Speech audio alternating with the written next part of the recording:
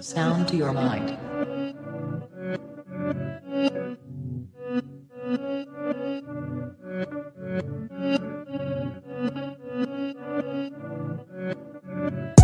Breathe. I stay quiet as I light on my loud light. Breathe. I balance diet, I'm just trying to get my pounds right. Breathe. I stay quiet as I light on my loud light. Breathe. I balance diet, I'm just trying to get my pounds right.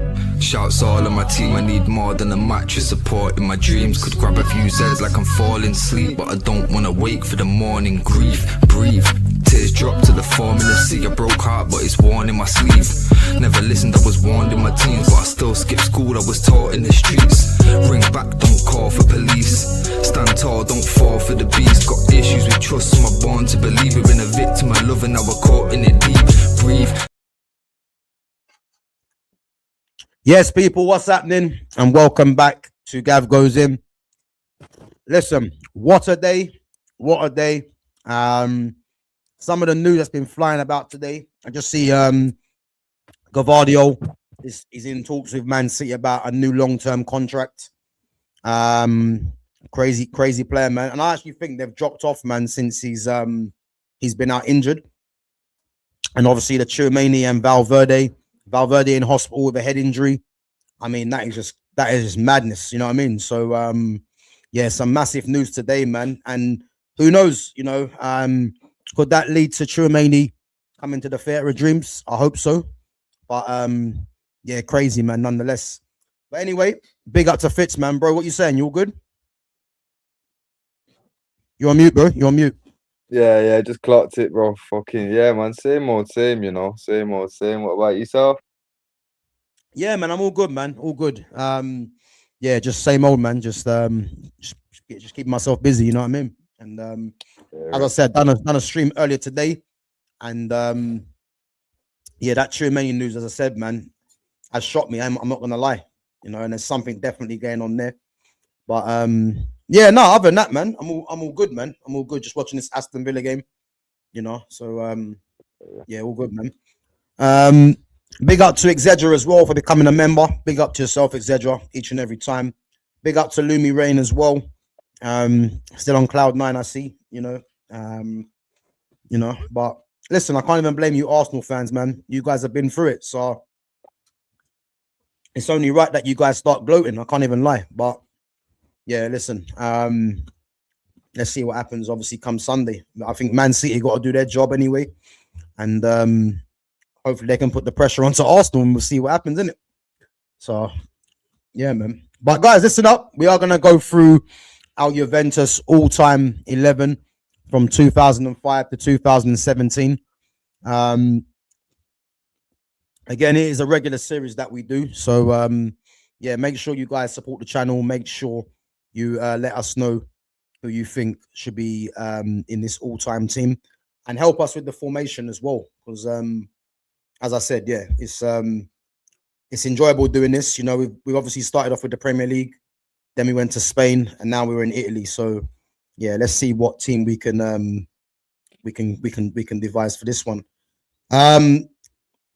Fizz, what formation you going with, bro? So I've got two. It just depends on whether you want 2 10s or 2 strikers. So it's either 4-3-2-1 or 4-3-1-2. Again, it's another one with basically like no wingers. Like fuck it. I hear it. Oh, it's gonna be tough, this one. Oh, you got in mind? Because I know, like, obviously, when you write all the names down, like, I know I see certain players where I'm like, right, bro. That's what I'm thinking. Yeah. You know what? I'm gonna go 4-2-3-1. It's got to be one striker. 4-2-3-1. I just feel like the midfield, though, they've. I hear it. Yeah, I hear it. Centre mid, I hear it, bro. Wild. I know, yeah. I hear it, yeah. But the thing is, I've got my team in place as to what I want to, as to how I figure it out. I hear it. And I I think hear it. the But only way that works is the 4-2-3-1. I hear it. You're bit. I know who you're trying to get into the squad already. I know exactly who, because you know if there's 3 10s now, it makes sense that he can go in. You get me? But without 3 10s, there's no way he's getting in ahead of 2 other man. You get me? So. Well, the thing is, Uh, the one that I'm thinking of, which I actually don't think you're spot on with the one I'm thinking of. Yeah, I am. he can play in a different position.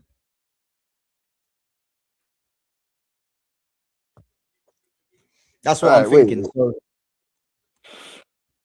well, when it comes to it, yeah. I think I know who it is anyway. But like I say, yeah.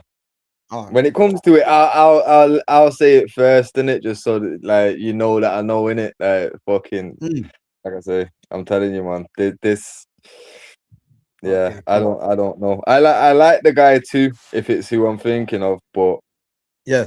I don't know if you should be getting into this ahead of other names, but so Well, to you, all right. So let's go through it. Let's go through it anyway. Lumi, who do you reckon for the formation? Same Buffon, easy choice. What formation do you reckon we should go with?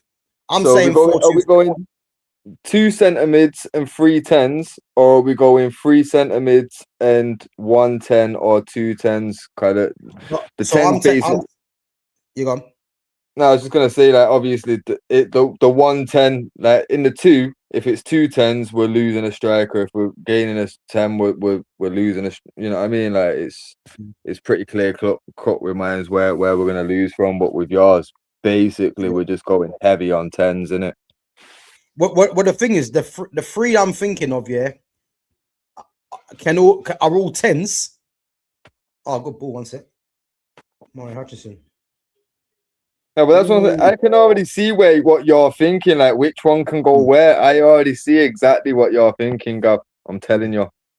All right, cool. All right. Well, let's go through it. I'm gonna say 4-2-3-1. Yeah. Cool. Let's change it now then.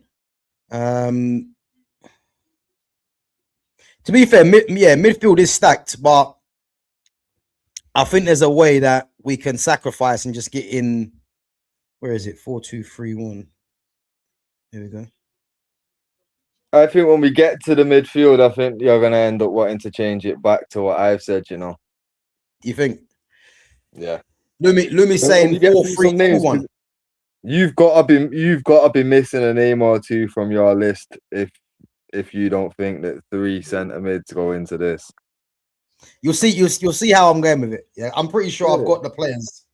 You know, I think goalkeeper. I mean, there's no point even debating this. You know, let's just give a worthy shout, man, to Abiati and Chesney. But this is Gianluigi. You know, let's just not play games here.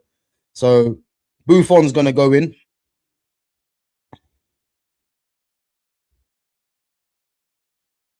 So Gianluigi Buffon. You know, I think it's. I mean, is there a possible team that he doesn't get in? Really, you know, he's one of the all-time great goalkeepers. You know, I'd go as far to say is the best goalkeeper that has ever been in our generation. Anyway, you think? Who do you think comes close to him? this is what I'm saying. For me, the only people that kind of come close is like Schmeichel, Van der Sar, and for me, Buffon. I feel like he was better than them. Yeah, I genuinely do feel like United's had some of the best keepers ever in Van der Sar and Schmeichel, but Buffon was just something else for so long as well, consistently. It was crazy. Yeah. Oliver Kahn, that's a good shout, Lumi. That's a good shout. Oliver Kahn's one as well. I hear it. Yeah, I think Buffon's just undisputed, isn't it? You know what I mean? Yeah. So yeah, Buffon in goal. Now,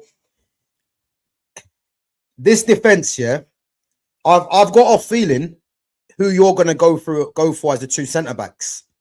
But in my mind, yeah, there's two players, and the thing is, I don't even know how we're gonna configure this because it might mean someone has to play out of position. Yeah. So if we let's work on the centre backs first. Yeah. because I think that will kind of make it make sense, innit? Yeah. Yeah. So the centre backs, I mean, I've got 4 in the list. Chiellini, Bonucci, Barzagli, Cannavaro. And I think you're going to go Cannavaro, Chiellini. No, wait. Say your 4 again. So I've got 4 centre backs here because there's one that could be there, but I've put him somewhere else. Yeah, and this is why it's going to be difficult. Yeah.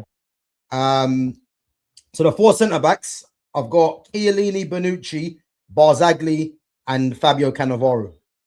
No, Lucio, no? Lucio was at Juventus. What, 2005? Nah, Lucio. Search it. Nah, no way was Lucio at. Search it. You Search sure? it. Let me check Search this. Because if it is Lucio, if he was there, yeah, that messes it up again. And I know who else you've left out that should have been centre back for this time period, but you put him somewhere else. I know exactly who. Oh, wait, Lucio's at Juventus since when? Yeah, he was. Bro, I forgot about Lucio, man. This is ridiculous now. Tricky one, innit? It's a tricky one, Gav. But can I just say, I know the person that you've swung out to a next position, and it's right back, and it's Lilian Thuram. You're damn right, yeah. But you are remembering, because since we're on defense here, you are remembering at right back they've got Zambrotta and Alves as well.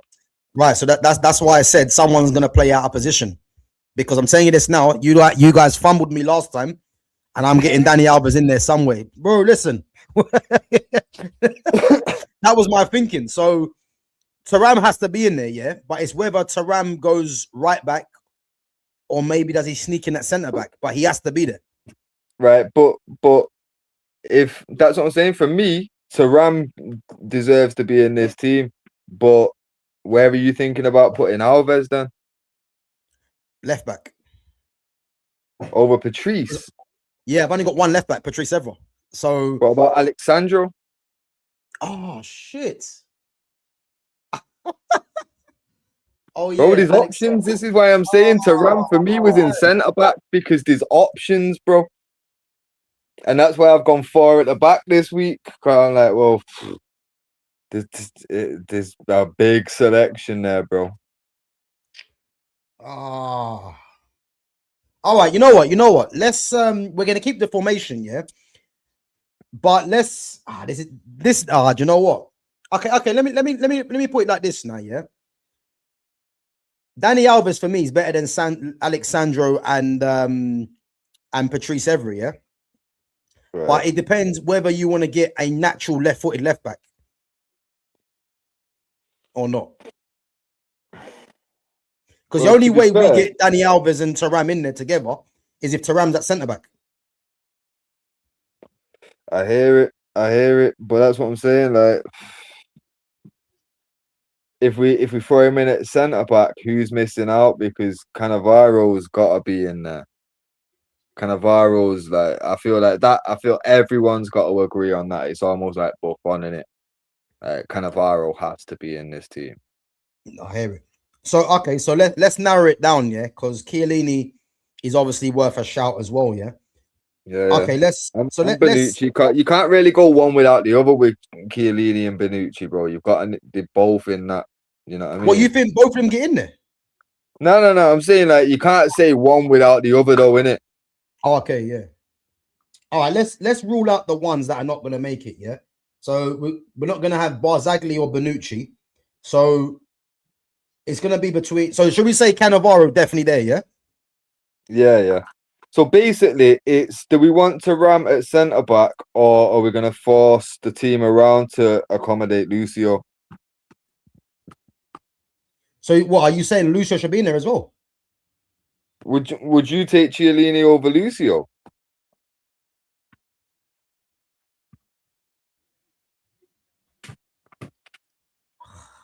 I know Chiellini's done a lot at Juve, but we're talking about like as the defender they are, you know what I mean? And Lucio was a bad boy.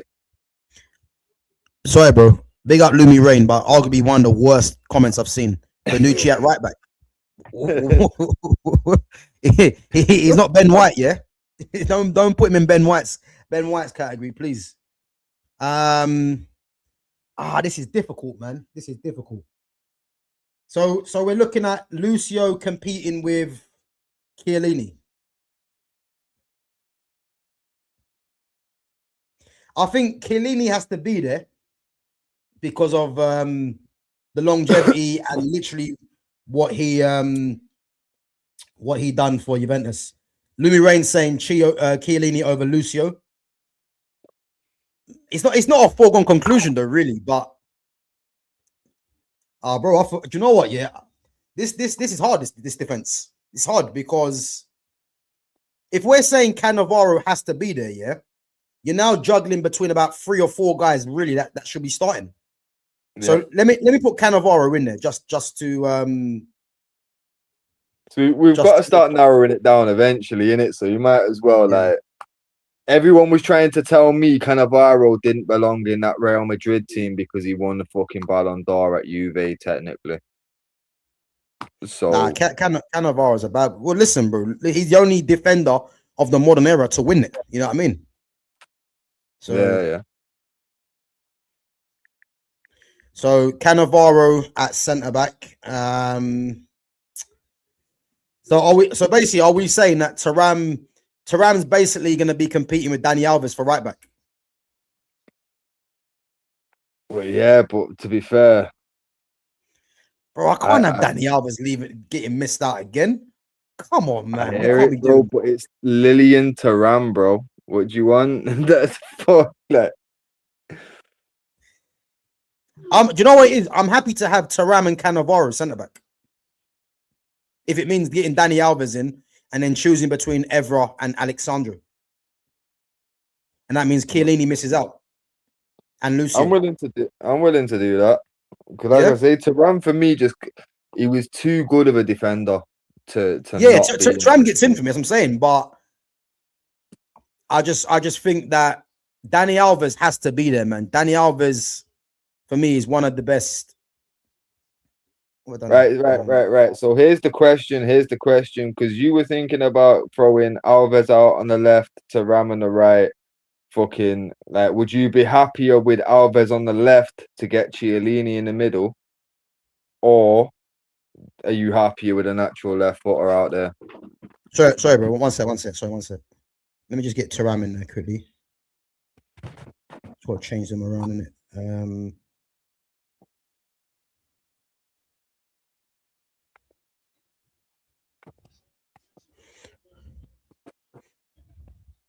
Sorry, yeah, go on. What you saying? No, just saying. Fucking, would you prefer to have Alves out on the left? Yeah. To accommodate Chiellini in the middle, or would you feel better to have a natural left footer out on the left wing or left back, should I say? Well, the thing is, the way that I'm looking at it, yeah, if we're comparing Cannavaro to Chiellini, Lucio, Bonucci, he's the best out of all them, yeah? Yeah. And then Lilian Thuram has to get in there. And Lilian Thuram, by trade, was a centre-back anyway. And then I'd rather get natural fullbacks in there. So, okay. Yeah, I'm happy to have Dani Alves in and not Chiellini. So the convo is basically, is it Evra or Alexandro? Yeah, Alexandro was good, isn't it? He was actually very good, isn't it? You can't drop Chiellini, captain them to 9 titles. I hear that. But it's, as I said, Cannavaro and Lilian Thuram are better than Chiellini, as good as Chiellini was. And again, Chiellini actually started off his career as a left back. You know, yeah. Why no 3-5-2 formation? Because I think because the midfield is so good, there's 3 midfielders there's 3 that I've got in mind for the central part of the pitch, and they have to, all 3 of them have to get in for me. So yeah, that's why, man. And I think it's not easy. It's not easy. But yeah, let's put Dani Alves at right back.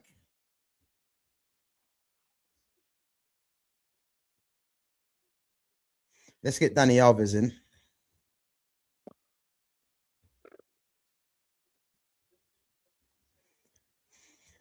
To be fair, I'm happy to choose either Evra or Alexandro. Oh, if you've not got a horse in the race, I'm gonna always sway towards a United player. So Yeah, I'm happy with either, man. I do think Sandro was good, but as you said, bro, it's Patrice, isn't it? trust me, man, it's Patrice. He gives us a reason to still love this game, innit? Yeah. Especially when he's not talking as a pundit, yeah. Bro, I'm not gonna lie. Last time I seen him as a pundit, he was threatening to go in the locker room and slap people. That's what he was saying he would do if he was still playing. I'd go in and give people slap. He should slap give him himself the manager role. Fuck that. But yeah, man, I can't lie. Throw him in just for the times that he's took the piss out of the Gallagher brothers. Yeah, nah, listen. No picture, but there we go, innit? Which is mad, actually, to be fair, why he hasn't got a picture on the game, on the thing. But anyway, listen, we got through it. So Evra, Cannavaro, Thuram, Dani Alves. To be honest with you, that is a strong defense with Buffon in goal as well. Trust that me, is strong. That's a strong back five. That. Yeah, that is a proper strong. I'll go as far and say, yeah. How far off is that of the AC Milan that we've done? It's not too far, you know. It's not too far, but you're still gonna give the edge to fucking AC. The only if you were going like for like though, yeah, like I think you might get at least 2 of these Juve in there because you guaranteed to get Buffon. But there is an argument for well, to be fair, I'd say yeah, I'd say the only one in my mind's not really got much of an argument. Cafu, like Cafu's staying for me. Yeah, Cafu's a bad boy, man. He's a bad boy. He is, but well, and on the left, the only reason why I'd say Evra's got a bit of a chance is because Maldini was obviously more of a centre back. Like obviously he could play the left back, but like realistically, I like fucking like players that will get forward more. Like Maldini was very much a defensive minded left back, innit? Yeah. So yeah, personal preference did be a bit of a debate there, but some people might say, nah, not a chance. Maldini can't get edged out by fucking Evra, but I've got a reason in it. I hear it. Barzagli was underrated. Yeah, he could be underrated all he wants. He's not getting in this centre back pairing. So I hear it. Kane said Chiellini was toughest defender he ever faced. Yeah, probably. But that's because Chiellini was a warrior. You know what I mean? Yeah, but don't get it twisted. That's Harry Kane. No, look at the fucking strikers that was going up against Thuram and Cannavaro. It's R9, Adriano. Come on now, it's different. It's different sauce. 100. Big up to Babs One Diva as well. Big up yourself. Big up. Right, let's move it on. Let's move on. I'm hearing some names in there. Liechtensteiner. Yeah, listen, these guys are all decent players, but as I said, Dani Alves for me is the best right back of his generation. Thuram and Cannavaro are 2 of the best centre backs or defenders of their generation, and Evra was only second to Ashley Cole in the Premier League. Really, you would say. So, and then you got Buffon, speaks for himself. So, listen, we're happy with that at the moment. Let's move it on anyway, because this is the interesting one. Now, I think when it comes to things like this, yeah, it's probably better off just putting the names in, you know. So let's not waste any time.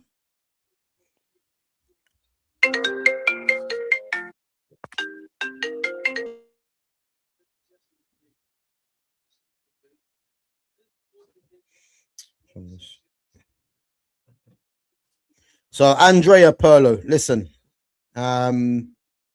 What to say about Andrea Pirlo? Former number 10, then became a conductor in midfield. You know, one of the best midfielders again.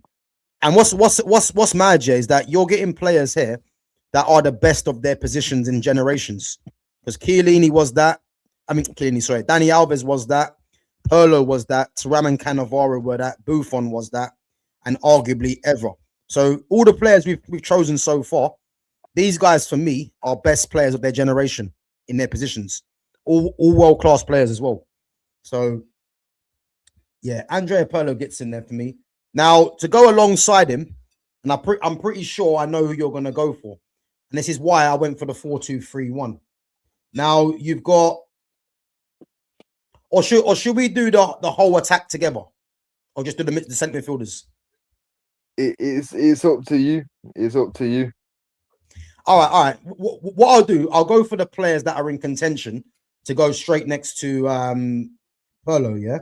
So I've got Arturo Vidal, Sami Khedira, Claudio Marchisio, Miralem Pjanic, and Patrick Vieira. No fucking mention of... Wait, I know what you're gonna say, but there's a reason why I went for the 4-2-3-1. All right. But still, there's a few names that could have got thrown in there.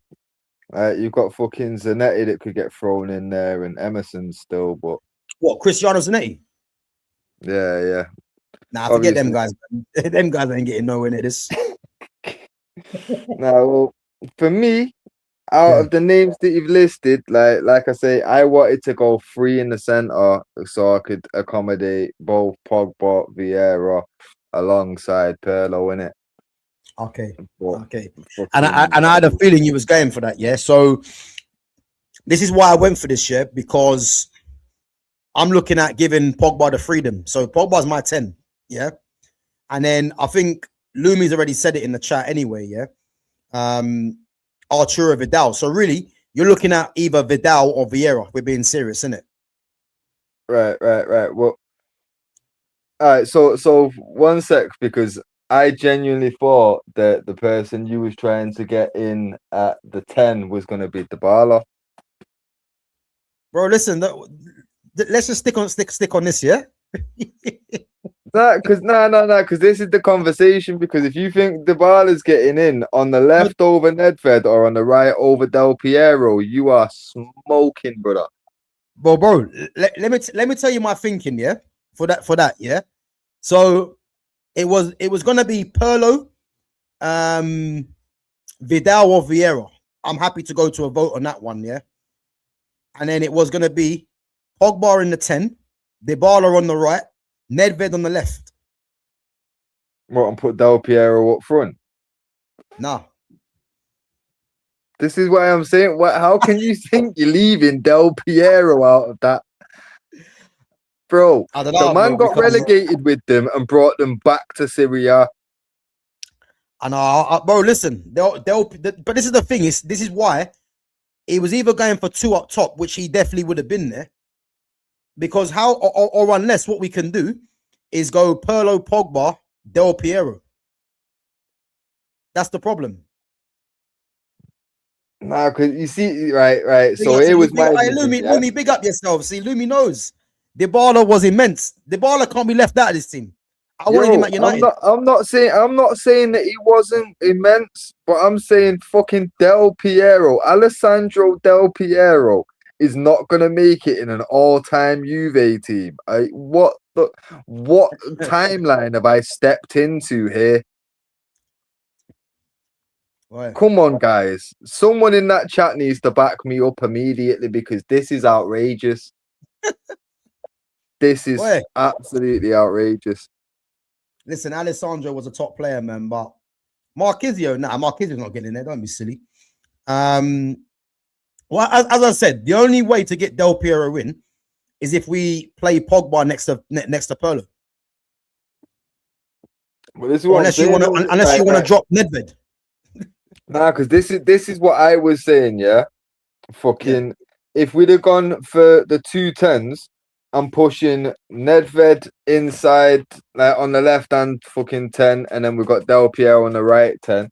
and then I'm gonna go Zlatan fucking up top more than likely. But that's not even clear cut because I've got a fucking few on this list that I reckon you're gonna fight me on. You know what I mean? So it's like, well, I've got, realistically, I was thinking like that up top, and then in the middle you've got Pogba, Pirlo, and Vieira.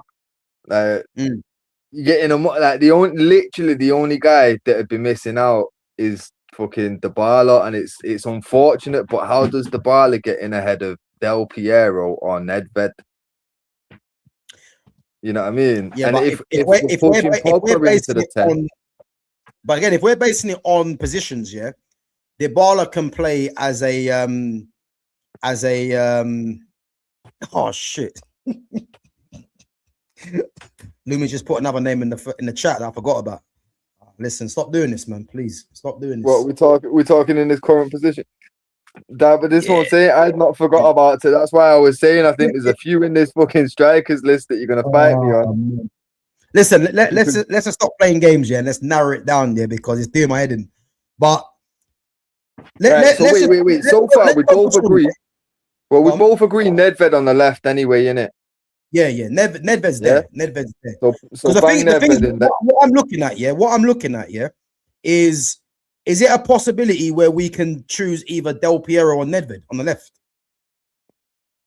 Nah. It's more a situation where you've got to choose Del Piero or Dybala. Bro, Dybala can't be missing out, man. Listen. Neither can Del Piero, though, bro. Like, it's Del P, bro. What are we talking about? Hey, listen, I'm happy, yeah. I'm happy to drop Pogba back if that means getting him in there. And that means Vieira and Vidal can rest. Double V. But that's what I'm saying, no. Like Vidal in my eyes is already resting, but I don't really feel comfortable leaving Vieira out of the team. He's an ex-Arsenal. To be fair, man, what he said about Bruno Fernandes, he has to definitely be in contention for this. To be fair, man. This is what I'm saying, man. Vieira oozes class. I'm not gonna lie. I hated him when I was a kid, but you gotta give it to him, man. Like he was a fucking quality player, and he's still got his fucking morals. You know what I mean? He'll sit there and take Sky's money and tell them what they don't want to hear. I've got to rate it. All right, listen. Now you said that, yeah, it's got me thinking now. To be fair, hit me. Patrick sits there like, yo, this is live TV, brother. What are you gonna do? Cut to a commercial. Go for it, brother. I'll be here when you get back. Yeah, I got time for him, man. Especially, bro. Listen, what he said about Bruno, yeah, is what we've been saying. I got time for that. Spot on. Trust me. That's what I'm saying. Like for me, like even just as a player, Vieira was absolute quality, and this is why I was like, well, I don't particularly want to believe in Pogba out of the team. Bro, Pogba, you're mad. But that's what I'm saying. Pirlo and Pogba, that's perfect. But just bang Vieira, bang Vieira in there with. Oh my god, bro, problems. Because bear in mind, yeah, Justin Nedved and Del Piero was the 10s, and then knowing the list of because I've got 6 legit contenders for striker there. You know what I mean? There's already some fucking firepower. What's Dybala bringing to the team? Nah, bro. Listen, I'm not here for the slander on Dybala, man. I'm not here for the slander on Paulo. I honestly rated him very highly, especially at Juve. But bro, I can't even begin to fucking pretend like he deserves to be in over fucking Nedved. Pavel Nedved and Alessandro Del Piero, bro. Come on. Just saying the name should give you goosebumps. Like that, they're mad. Come on, bro. Come on. I'm not gonna lie. I remember my first holiday buying. Bro, my first holiday, the lucky man got hit up for a Juve fucking Del Piero shirt, a Brazil R9 shirt, fucking a Zidane France shirt, bro. These were the iconic ones even then when they were playing. You know what I mean? How we seriously talking about leaving Del Piero out of an all-time Juve? bro. It's Del Piero. Right, listen. Do we need to pause and make you go and watch a fucking highlight real quickly? No, bro, It's listen. Del. Del Piero for me, yeah. Because the way that I was thinking of the positions in it. Because if you're gonna play Del Piero, it's got to be as a 10 if you're doing a 4-2-3-1, a central 10, innit? That's why I've got Dybala and Nedved, because Dybala can play as inverted and Nedved played as a left-sided player for Juventus as well, isn't it? So the only way we get him in, really, Del Piero, is if Pogba drops back one with the Pirlo, and then you play Del Piero in the 10. And I'm happy to do that. But I know you want Piero. Ideally, you could like put him right behind the striker, yes, but like, bro, you could always like, because I like I say, I used to love fucking Del Piero. There were certain players that would always get grabbed in the early Champ Manager games and even on LMA, bro. And man could always go on the right, you know. He could, but not. Even back then, but not in on this the right. Huh? Bro, I gotta have Dybala in there, man. Come on, we gotta have Dybala in there. The Bro. thing is, I'm happy to put it down to a vote, innit? Because obviously we know Pogba is gonna be in there, yeah. So we're looking at really Dybala, Pogba, Del Piero, and Vieira, yeah. So Right, so wait. Out of Del Piero, Pogba, Vieira, and who's the other one? Dybala. Del Piero, Pogba, Dybala, and yeah. So out of them four there, whoever should miss out, put their name in. Don't put who should be in, put who should be left out in it, because that makes it easier for us to just get to. What do you mean? So put now in who should be missing out? Yeah. So everyone in the chat now, put the name that should miss out. So Vieira, Pogba, Dybala, or Del Piero. Put the name that should miss out of those four.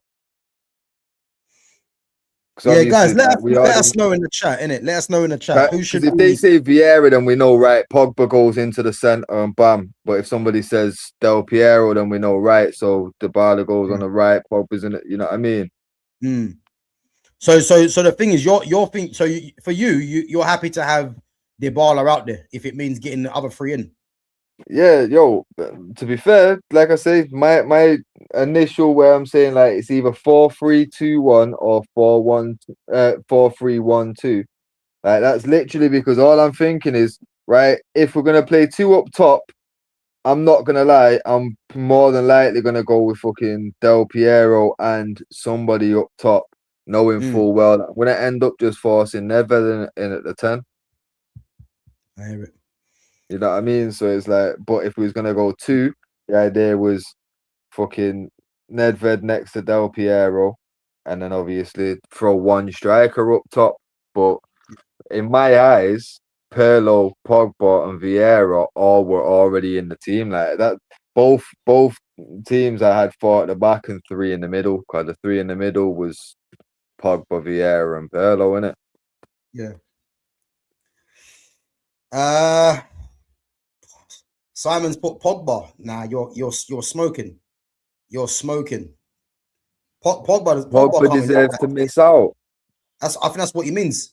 Guys, put in the chat, yeah, who deserves to miss out in this team between Pogba, Dybala, Vieira, and Del Piero? Who deserves to miss out?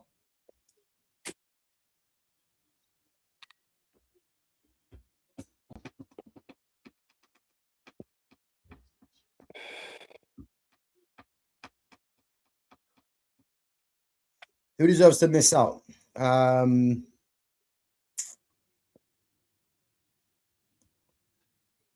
know what, Lumi? I agree. Do you know what? I agree.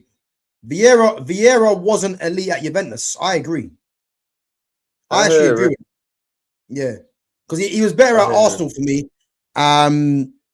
He was better at Arsenal for me than he was at Inter and Juventus. So yeah.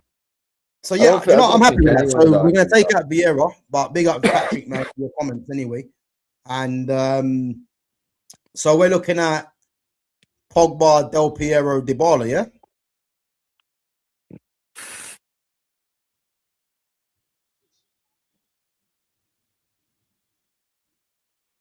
Yeah, that's fair, to be fair. Because the others were. So Dybala, Pogba, and Del Piero, all at different stages, were world class. So I'm happy with that.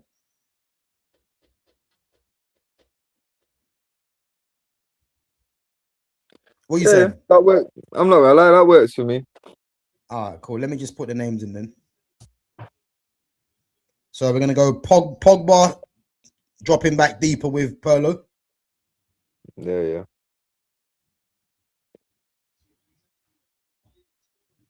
Nedved And then we're left, gonna have Del Piero. Dybala on the right, and Del Piero in the middle. Yeah.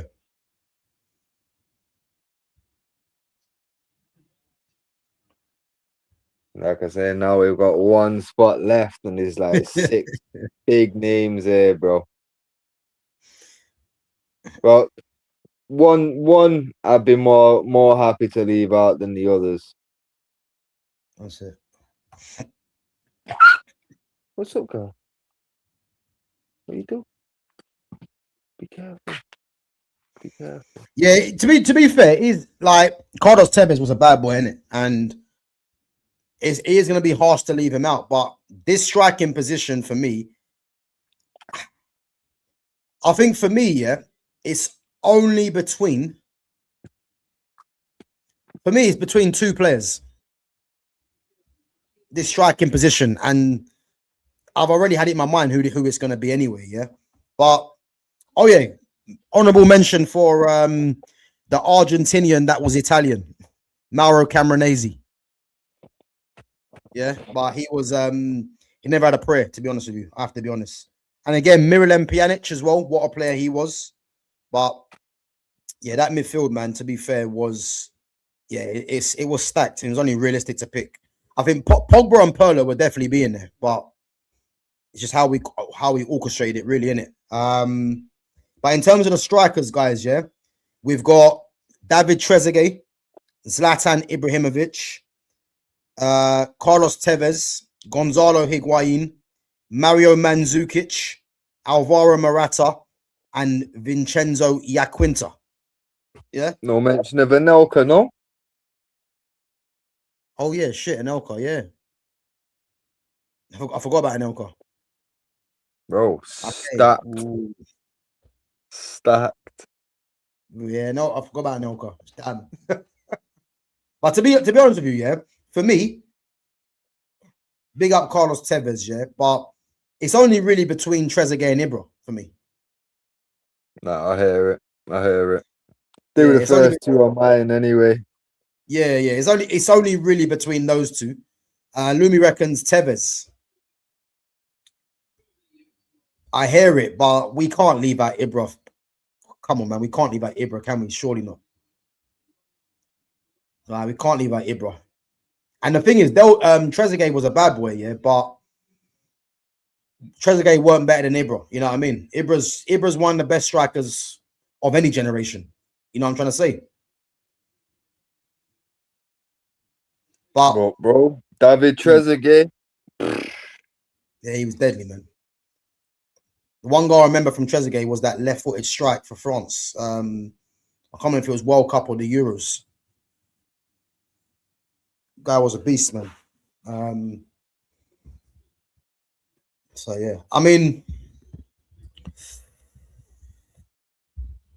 who you thinking then? Because I'm gonna say Ibra. You're leaning towards Trezeguet, innit? To be fair, I'll tell you the truth. I'm pretty much bang on 50-50 between Trezeguet and Zlatan. But I don't feel comfortable leaving either one out. Yeah. You know what I mean? Like, but that to be fair, in my gut out, like at the very, very start, when I was thinking worst case Del Piero go up front as well if we can't fit him in at the 10, I was thinking with Zlatan in it. So probably go with Zlatan, but I know that's essentially just United bias. That's the only thing that tips Zlatan over the top. Yeah, but I look at Zlatan's all-round game as well. His all-round game was better than Trezeguet's for me. So I'm trying to think, what case does Trezeguet have to get in ahead of Ibra? And I think, again, I know what Lumi's saying, yeah? So Ibra got 23 goals in 2 seasons at Juve. Tevez got 50 plus. But, I mean, there's factors in that, because was Ibrahimovic playing in a slightly harder era? Well, I say harder era. Was he playing a slightly, more difficult time in that league than what Tevez was? You know what I mean? Trezeguet got 170 goals in 330 appearances. I hear it. Ibra wasn't elite at Juve. Nah, I disagree with that. Nah, Ibra's been basically elite everywhere he's been. Elite everywhere. Maybe not Ajax because he wasn't quite there yet, but every move after that, it's been elite. Even at Ajax, yeah, he was showing a lot of promise though. So yeah. But that's what I'm saying. Like, the only argument you could give where there's a club where he's not been elite, it's Ajax, because he wasn't there yet. But there was no doubt in anyone that watched him at Ajax knew, right, this guy can be someone, like, this guy's got something about him. Bro, ridiculous player, man. So literally we're looking at Ibra, Trezeguet, and Tevez. Yeah. Out of all three, let's narrow it down to 2. Yeah. Who should we take out of them 3? Well, personally, I'd take Tevez out, and it's not just because he's a fucking Judas, but Lumi has got a point. Like, his records, whatever, stand for themselves, innit? And obviously, but I do still stand by the statement that if you watch every fucking 10 years of football, it's declined since like fucking 2000. It's been shit. Like, it's actually got worse all the way through. But same way, because I know for a fact when United had Tevez, I'm taking Tevez over Trezeguet. You know what I mean? Yeah, I hear it, bro. Yeah, big up. The brass is back. Big up. Billy Gav is taken. Oh, you lot are killing me, man. No, but big up for coming through.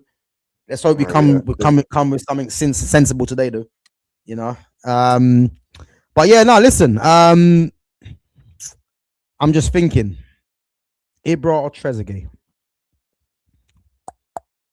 Yeah, I think, to be honest with you, I'll be happy with I'll be happy with Tevez being like missing out. I'll be happy with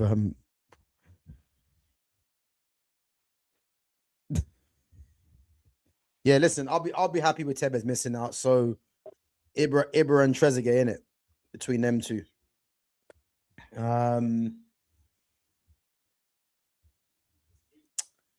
Yeah, but I'm gonna say Ibra. I'm gonna say Ibrahimovic. Chat, let us know who you picking, Ibrahimovic or Trezeguet. Yeah, and give me your reasons why you're picking him as well. Help me make my mind up on this one. Yeah.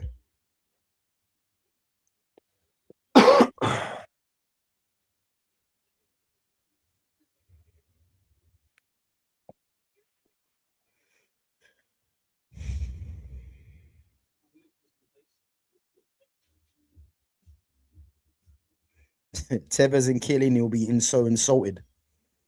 I hear it, but it's not easy. It's not easy. I mean, can we really make a case for Chiellini against Cannavaro? Because that's what I'm looking at. Because I can't leave out Dani Alves and Thuram. That's just how I see it. Oh, Carlos Tevez, fuck his feelings.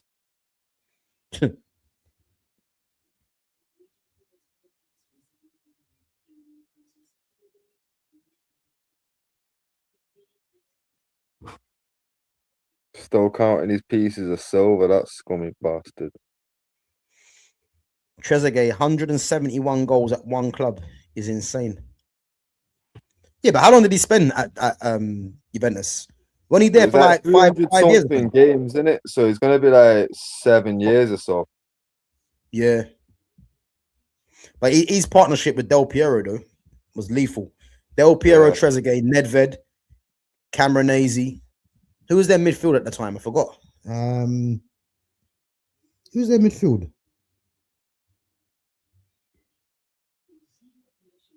Who was their midfield?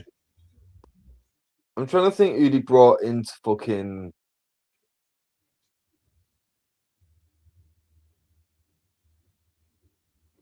Because they did a lot of change up round about like 04 or something. Because they got rid of like fucking David, Zidane, like quite a few of the midfielders in it, and brought in like basically a fucking revamp. I'm just trying to think who were the replacements.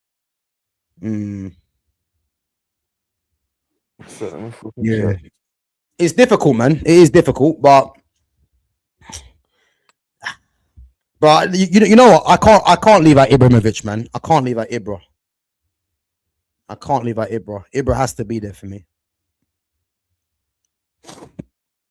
No, to be fair, I hear it, and I'm not gonna fight you on it, cause fucking hell. Zlatan's the guy. I'm not gonna lie, but I just remember Trezeguet was fucking naughty, man. Yeah, he was. Big up to the brass. Billy Brass. That's mad. That's mad, you know. Billy Brass, you know. Can't be coming in there with that name. Bro, the more I hear the name, the more I just think it's definitely Kev's burner account, innit? Well, come on, man. You know it's him, innit? You know what I mean? You know it's him. Could have chose a better name, man. That's what I would say. Billy Brassington, you know. Billy Brassington. Yeah, big up, man. Big up yourself. Big up. Guys, help us out. Who we going with? Ibrahimovic or Trezeguet? All-time 11 for Juventus striker. Who we going with?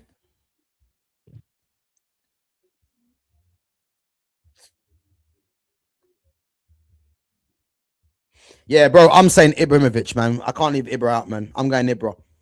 Who you saying? Yeah, fuck it. I'm gonna go with Ibra as well, you know. Ibra, yeah? Yeah, because that was my gut before anyway, innit? But yeah. Chat, what are we saying? Ibrahimovic as the striker. I know Trezeguet's got good numbers, to be fair, but come on, has to be Ibra for me, man. 100% has to be Ibra. What are we saying though?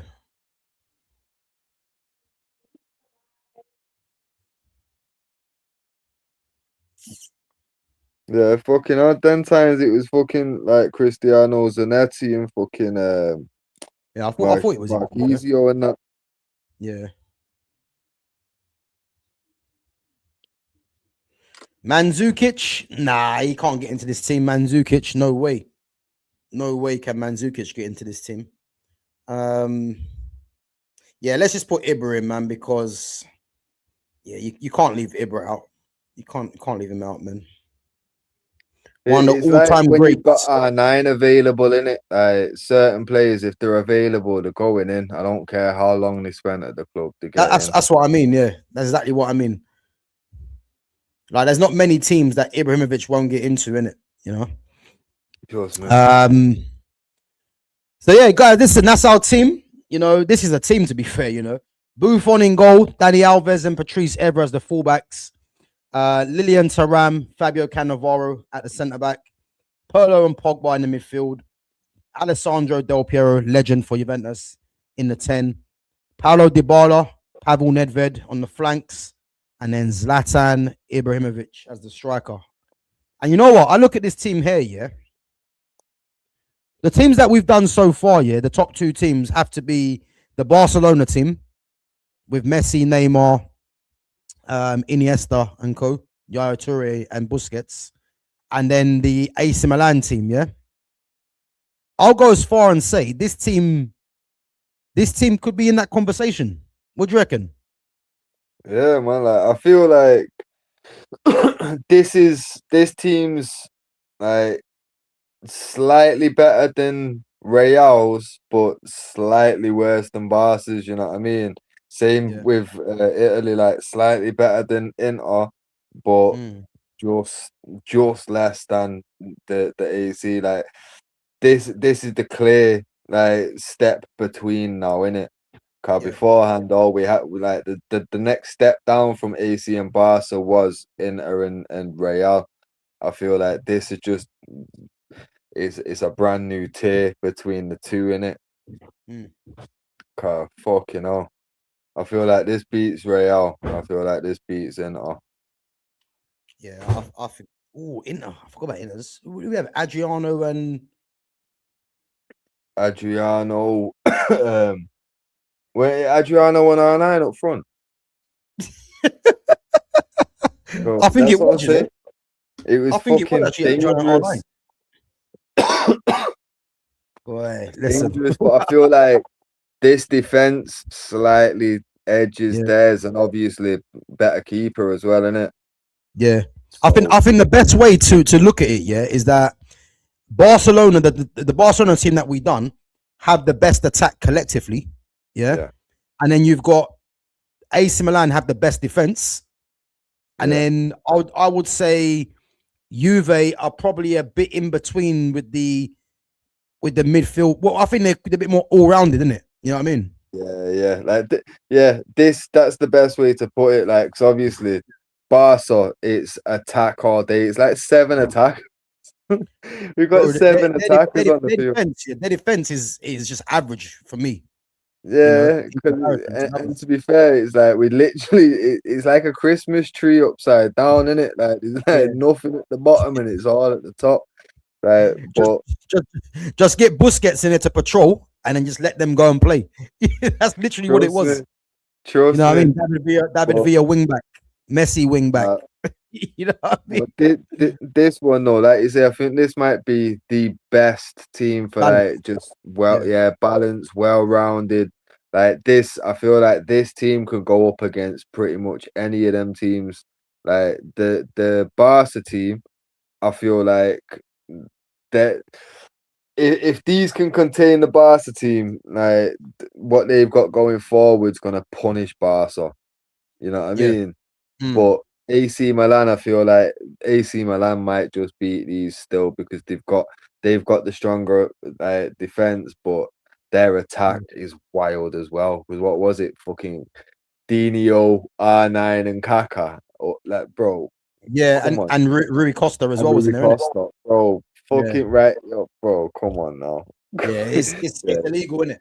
It's yeah, illegal, innit? Yeah, it's it's illegal. disgusting. It's Yeah, absolutely disgusting. And the worst part is as well, like fucking, it's like when we do go like swing back and do the 95 to 04, I've got mm, a feeling it's gonna be the same clubs with the most like strongest teams. Like if we put them in an order of like strongest one to go all the way down, it's probably yeah. gonna end up round about the same, Mm, because fucking AC Milan. Like that was they were the reason why we had to fucking like go further back instead of doing 08. Was like, bro, you understand this 95 to 07 team is gonna be ridiculously hard to do. mm. Like we had to even change the parameters of the fucking all-time 11 for them, Mm. bro. It's scary. It's scary what these men have got. But 100. Lumi says, out of all three Italian squads you made lately, which one wins? Great question. For me, yeah, I'm gonna probably have to say, I'm gonna probably say AC Milan, yeah, and that's only because their defense. Because I mean, when you've got an attack of who did we have? Was it Adriano and Ibra? We had Adriano and Ibra for Inter, innit? Yeah, it was Adriano and Ibra because Ibra was in the 10 and it was Adriano Recoba. yeah. I mean, when I'm hearing them names, yeah. But I think the fact that AC have that defense of Stam, Nesta, Cafu, and Maldini, and then they've got Ronaldinho, Kaká, Rui Costa, and R9. that's going to take some beating. So 'Cause I'd probably say was it AC in the Milan. middle where it Pirlo and Oh, Seedorf? Pirlo and in the middle? Seedorf. This is what That's I'm what I'm saying. trying to say. So Pirlo Literally, makes two teams. the Yeah. only thing that lets them down is potentially Dida, and we're saying that like he's a shit keeper. Like he was a Dida top was good, class, bro. yeah, he was an elite keeper of the time. But obviously, fucking hell, you would say the only position on that team that you could say is really up for fucking grabs like that is the keeper, innit? Yeah. Obviously, there's a conversation when you start talking about, does Taram get in ahead as so, you know what I mean? But the only one that's a clear cut, yes, that's a replacement there is Dida. You know what I mean? But The thing as well though with Dida, when you've got a defense like that in front of you, it's not really a problem. You know what I'm trying to say? Because put you got Onana in the sticks, in it. Yeah, I'm telling you, bro. I'm telling you, man, because that defense is no joke, man. You've got literally, four of the best defenders of their generation. Not even just of the generation, of all time. Let's be real. All time, yeah. Of all time, yeah. Of all time, 100. So you got to penetrate them first before the keeper, man. You know. So yeah, I'm probably gonna say AC because they're just all rounded, man. They got threats in attack and defense is solid. So I'm probably gonna say them. When do you see Juventus winning Champions League? You know what? I think this is a great question, yeah. And I think the reason why it's a good question is because I don't think it's solely down to Juventus. Yeah, you have to look at Italian football as a whole. Yeah, Italian football. Yeah, like the Juventuses, the Inter Milans, the AC Milans. Me personally, I think they're a long way off of winning a Champions League. And the reason for that is because of the money that is in football now. And if you look at a lot of the Italian teams, they buy a lot of the players that are on their way. They're on their way out of football, or say on the way out. They're probably in decline in football. But for me, the fact that Inter Milan got to the final last season and absolutely got destroyed by PSG. I think that tells you all you need to know really about Italian football is that when they come up against the powerhouses that have a lot of money to spend, these teams ain't got a prayer in it. So personally, I can't go, bro. With the Italian league, like it was always mad technical and that, so like you could afford to have like it was a slower game, so you could have older players in there and afford to do it, and it did be able to thrive still.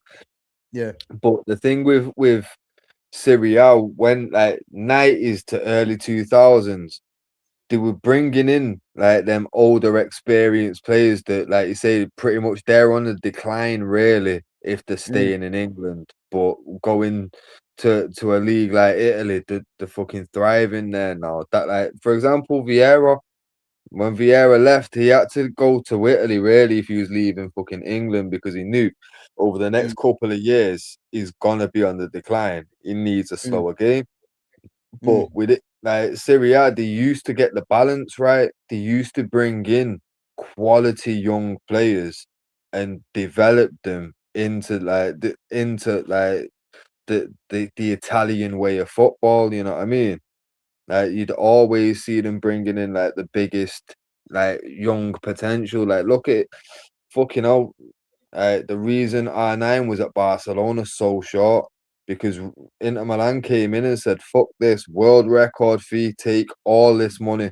You know what I mean? Like, they'd break the bank to bring in the next big thing.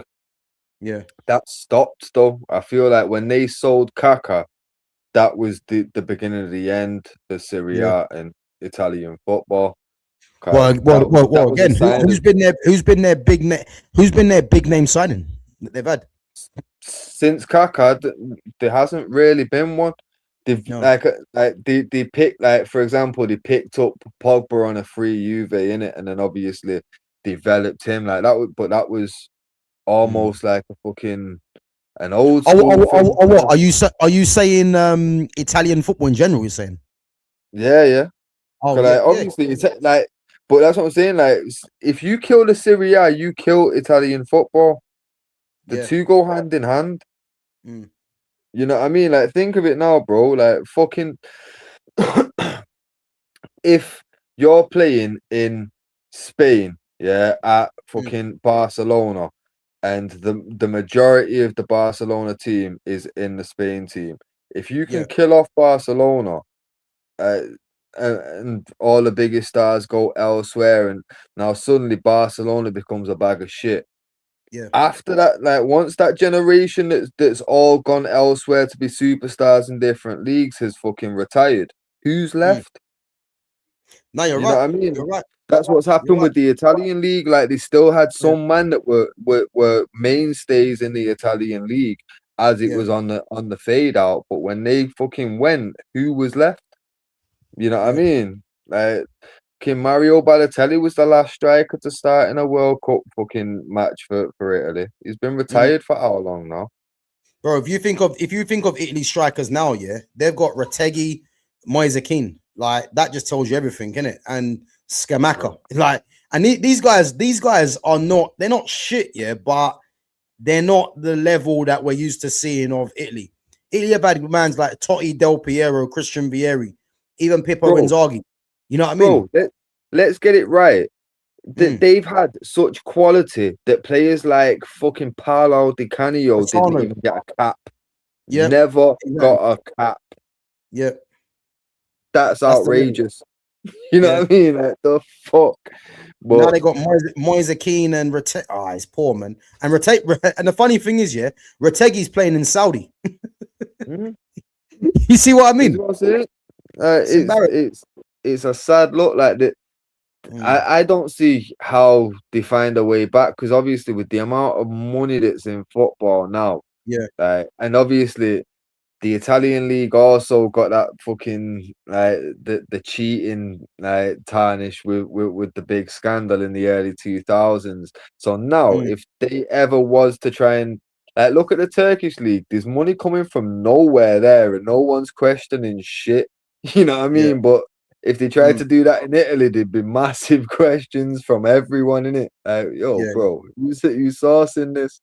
But mm. obviously, like now, with the fact that they couldn't really start spending big money and like investing in the league without massive scrutiny, it's well, how do you compete when you look at the money that's being spent in all the other like I say, look at the money that's being spent in Turkey recently.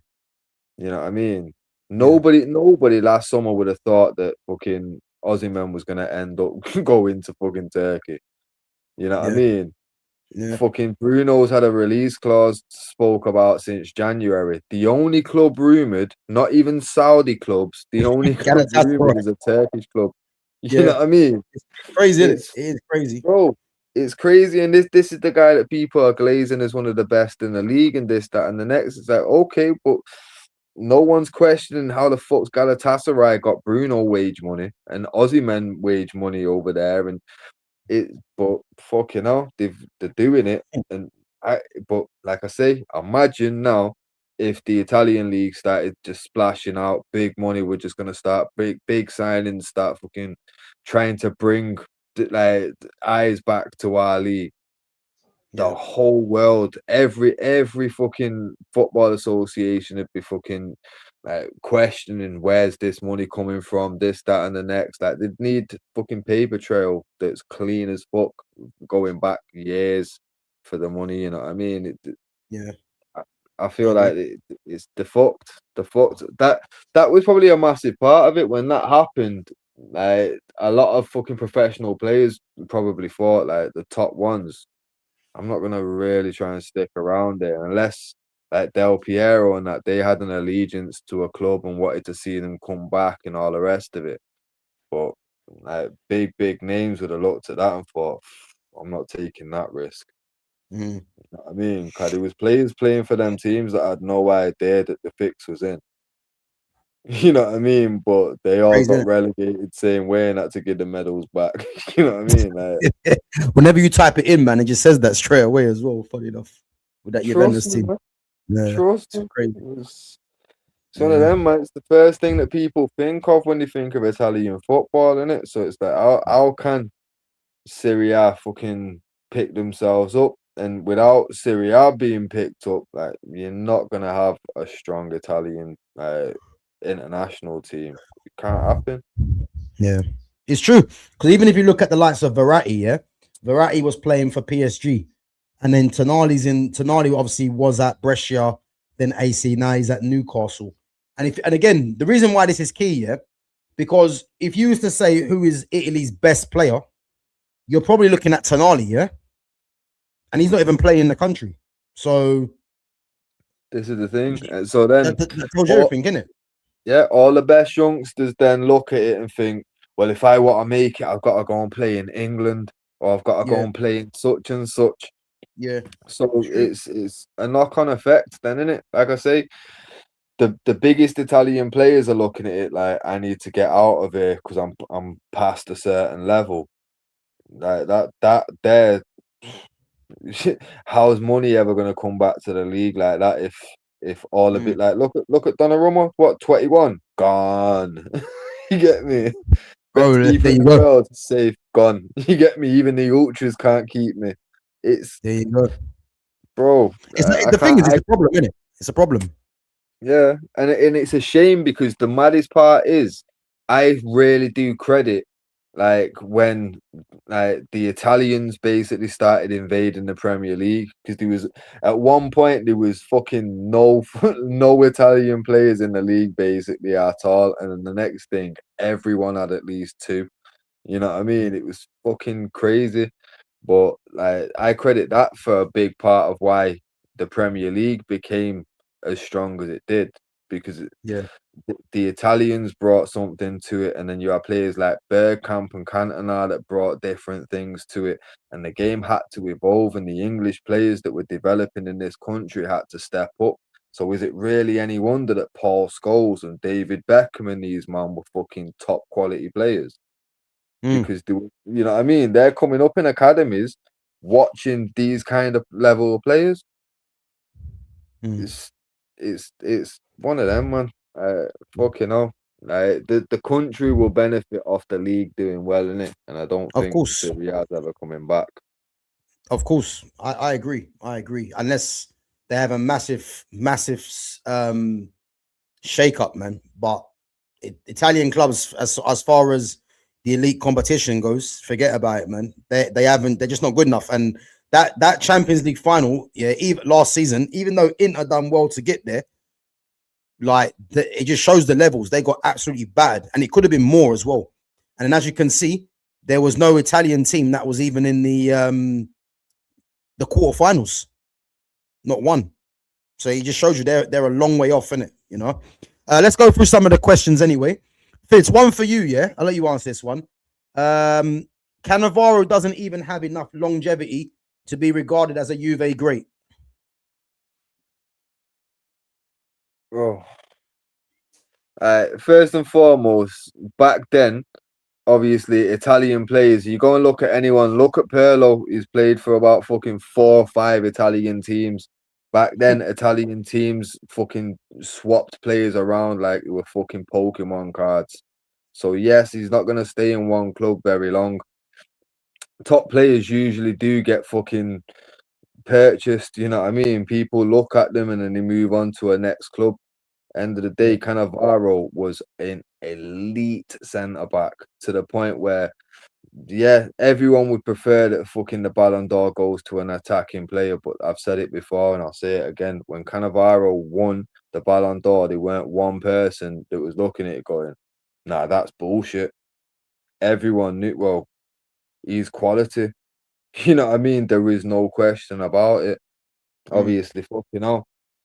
If we're just building an all-time Juve legends or Juve cult heroes, then yeah, the team's gonna be totally different, innit? Zlatan's not gonna be in the team in that sense. but that's not what we was doing. We was putting together a team of the best players in the best positions that are available within a certain time period. And Cannavaro could have been there for a fucking week and he'd still make this team. Yeah, but again, yeah, I think just to add on to that as well, I don't understand people that talk about longevity, because some of the best players that ever played the game, yeah, the real top players, a lot of them didn't have longevity. Ronaldinho didn't have longevity. And again, what is longevity? What are we saying? 10 years, 15 years? Because I'll tell you this now, Ronaldinho never had longevity at Barca or at PSG, really. But there's no one that can say that this guy wasn't one of the best players to ever play football. So again, I don't really look at the longevity side of it. It's how good they were at that time. And as I said, Cannavaro is one of the most elite centre backs that there's been in the game. So it's just that simple for me. And on that note, fucking hell, like fucking Adriano, R9, these man not Inter Milan fucking legends, no? How long was their peak? How long was their fucking career at that club at top level? Come on now. One sec, penalty for Aston Villa, yeah, to go 2-1 up. Good pen. 2-1. 2-1 up. 2-1. Lumi says, will you both go through who has the best academy in England? For example, Southampton had Bale, Walcott, Ramsey, Oxlade-Chamberlain, and Luke Shaw. Yeah, listen, Southampton's always had a good academy. You know, there's even other players that Adam Lallana as well. You can add into that. Shearer technically came through there, didn't Shearer come from Southampton, yeah. West Ham. I know you've mentioned West Ham as well, but yeah, West Ham had Rio. West Ham's had a fair few. Can't lie. I mean, if I'm saying who has the best academy in the country right now, it's got to be Chelsea or Man City, because those two teams there were dominating the Academy League. I'm not quite sure what it's like now, but City have, even if you look at City right now, yeah, you've got Romeo Lavia, you've got Cole Palmer, Phil Foden, Jadon Sancho was in the academy there. Liam Delap was in there. Tosin Adarabioyo. Obviously Nico O'Reilly's come through. You know what I mean? Obviously Chelsea. I mean Chelsea have got, yeah. This is what makes me laugh. Yeah, Chelsea have two. Newcastle have, yeah, two of the best fullbacks in the league. Both come from Chelsea. Lewis Hall and Livramento. Both of them come from Chelsea. You know, and then you've got obviously Reece James. Didn't Chelsea let Guehi go as well?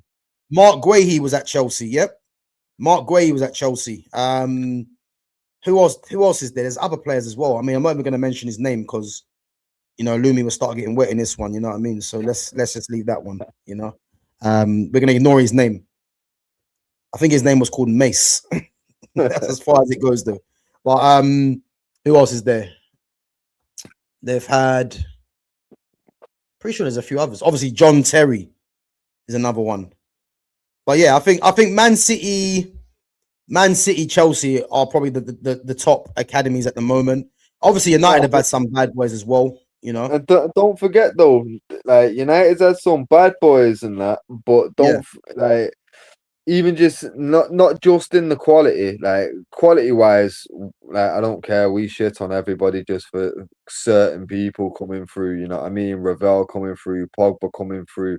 Even further back, Scholesy, Becks, fucking Gigs. Like, nah, you're taking the piss. But like I say, even extending outside of that, like the amount of players like Robbie Savage that had a solid Premier League career, bro. Bare guys, you know, bare man come through us, you know, and it's like, yo, these man might be mediocre players in the end, but fucking hell, you know how many mediocre man we provided as well as the high levels, like. Yeah, not our academy players go on and play places. You know what I mean? Yeah, there's not many of our academy players that end up washed up. Don't like, you know what I mean? Doing winders or something. Like you don't hear that from Manchester United. It's it's true. But I think if we're looking at in recent times, yeah, Most recent, I'd say Chelsea. But Chelsea's plan has always been buy hella young and fucking, you know what I mean? And they're a farming system, innit? And obviously City just imitated that because they're literally the same shit. They might bring 1 or 2 man through here and there, but realistically, they're happy to just buy their team and just use the fucking youth as pure profit to do it. Bro, sorry, I just see, Gibbs White? Yeah. Have you seen the scar he's got on his head? Yeah, bro, you not see them fucking, you not see the state, who did he clash heads with now? You not see Robert the Sanchez, picture of them both? Robert Sanchez, I haven't seen the pictures. Look at the scar. Bro, I'm telling you, bro. Fucking one, like obviously, fucking. I remember I seen the fucking obviously. Rodgers' goes all the way down like to his nose, and the other one's like all the way back down like up here on his head. Isn't it? Like, bro, big boy scars though. Because the thing is, they were talking about it on Sky Sports, because when it happened, they never showed it on the screen, innit? And I'm thinking, he's got a cut head, whatever, but they were saying that he's doubtful for this game because of the cut. I just see the cut. I just see the scar. I didn't realize it was that bad. Bro, it's like his fucking skull opened up from the looks of the scar. Well, the thing is, they were saying that the cut was so deep, he couldn't play this game because in case he's got to head the ball or something. And I'm thinking, was it that bad? And I just see the scar now. Yeah, man, it looks mad. He looks like some character from Final Fantasy, man, back in the day. Cloud Strife and that, with a scar. Yeah, bro. But this is what I'm saying. Like the picture, like, because basically I think it was like one of them put out a fucking Instagram story or something saying fucking heard you come off worse for wear, fucking hope you're good, but no, like with a selfie on it. And then fucking the other one replied, didn't it? So, but bro, the state of both of them, it was fucked. Yeah, I didn't even see the cuts, man. I just see it for the first time now. I didn't realize it was that bad. Like, bro, when I seen the cuts, and I seen like obviously the stitches, like they're both in hospital, innit? I'm looking at it thinking, yo, who pulled the machete out though? Like, what the fuck? Like, how did that? Because I've never seen any of them man run that quick where they could get that kind of speed where heads are gonna explode on impact. Like, this is crazy, mad. isn't it? It's crazy, man. Crazy. Who's your next 11? Who are we doing next? Is it Roma we're doing next, isn't it? Yeah, I think Roma, and then we're on to a next league, innit? It's either the So we got Roma next week, next Thursday. And then we're going to go on to Germany. But again, Germany is only 2 teams we're going to do there. And I think this is going to be interesting. It's going to be exciting as well doing this one. Because I personally think, you see the German one? I think we need to do the German one a bit differently because there's only 2 teams. And I'm willing to do it to this date now. To this year now. So literally what starting point? No, go from like 95, just do the whole 95 to current day. No. If we do it from 2005, but do it from 2005 till 2026. It's up to you, bro. Obviously, don't forget Liverpool and Tottenham needed that help where it was 95 to current day. Yeah, but I think if we do 95, it's going to be too difficult because I think it's even going to be difficult with the 2026 one. But do you still think Roma's got a team 95 to 04? No. I'm talking about Bayern Munich. Yeah. But same way with Bayern. Do you think they've got a team 95 to 04? Cause that's what I'm saying. If they haven't, then I'd say go from 95 to current. I've got to check. But if you think I'll check. But I'll give it a check. But I'm thinking if we're going to do it to 95 and to the current year, it's going to be too difficult for me because I think there's too many players that we're going to have to try and squeeze in it. Because I'm looking at from 2005 now to 2026. I've got a couple of players that have to get in there. You know what I mean? So I don't even No, know how we're gonna it's do this just one. because obviously, like, because obviously we said on the second spin round, like, obviously, Yeah, like United's getting a 95 to what, '07 in it because we did from '08, and then fucking yeah, Arsenal's getting 95 to what, '04 because we did Invincibles in it. yeah, But then obviously, like, when it comes back round to like Barca and that, because we just did let's just stick with fucking Serie A for the example, because we did '05 to 2017 here. yeah, Obviously, we're gonna go back for these teams and do 95 to '04 in it. So if we're yeah. gonna do '05 to current day Bayern, realistically, if you think there's a squad there to be done, like, because if not, like, we can still do '05 to current day, but just like, obviously, yeah, it just means there's no '90s fucking team really in it. But Mm. like I Yeah, say, I've I not suppose, actually looked. I suppose we'll, I've, we'll sort it out, innit? You know what I mean? But yeah, because I've hey, look done at most look of at my that fucking scar, man. Italy teams, but I've not started with any of the others yet. Bro, that scar looks mad. Bro, trust me, he looks like Leatherhead without the like his mask is the face in it. Bro, it looks mad. It looks mad. Hey, the FA Cup's next week. Man's looking Bro, like a Chucky doll. phew. Bro, that looks crazy, man. That cup. I did not realize it was that bad. Bro, Yeah, big up but these Lumi. two just Yeah, Premier Reds. listen, bro. Musiala and Rice are both at Chelsea as well. Mm. Yeah, listen. There's even more players as well. We're forgetting about, but yeah, they've had a mad production line. I ain't gonna lie. Ronaldinho has enough longevity, but not outstanding longevity. He was great for 6 or 7 years. If you also include his time at Milan, longevity is so overused and misused, I believe. Yeah, big up, man. But what I'm gonna say, yeah, I never look at it for longevity because I don't believe you should be looking at it like that, if I'm honest, because some of the best players to play the game, as I said, never had the longevity of a Ryan Giggs. Like Yeah. Ronaldinho never had longevity of Ryan Giggs, but Ryan Giggs weren't better than Ronaldinho. So you know what I'm trying to say, and that's nothing on Ryan Giggs because Ryan Giggs is one of the all-time great midfielders, isn't it? To play in the Premier League, but he had a lot longer longevity than Ronaldinho, but I don't think you'll find many people saying that Ryan Giggs was better than Ronaldinho because he wasn't. You know what I mean? So yeah, man, it is overrated for me. Yeah, Fikayo Tomori, Jimmy Bullard, Jimmy Bullard.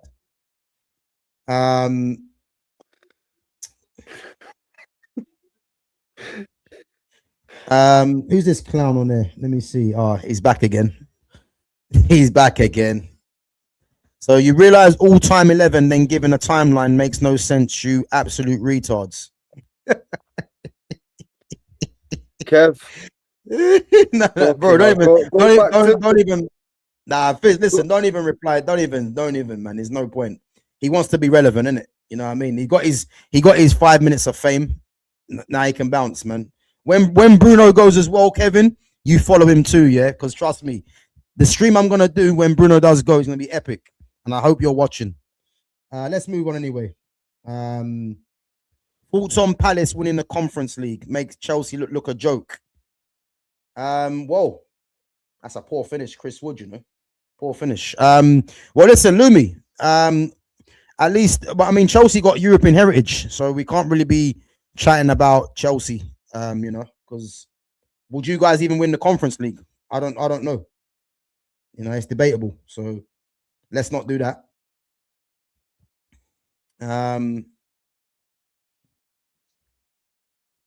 Yeah, listen, big up, man. I just see it just now. Yeah, Gibbs White, man.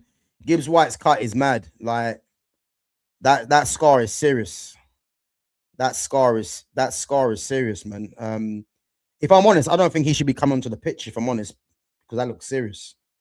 I'm just going for this chat, man. This chat making me laugh.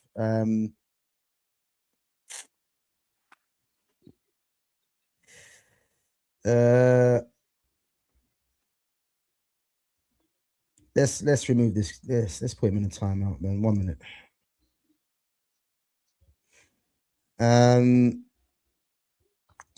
What's this? Marco van Basten was also finished by the age of 27 and was forced to retire and doesn't have outstanding longevity, but he has enough longevity. Benzema has phenomenal longevity, but ain't better than MVB.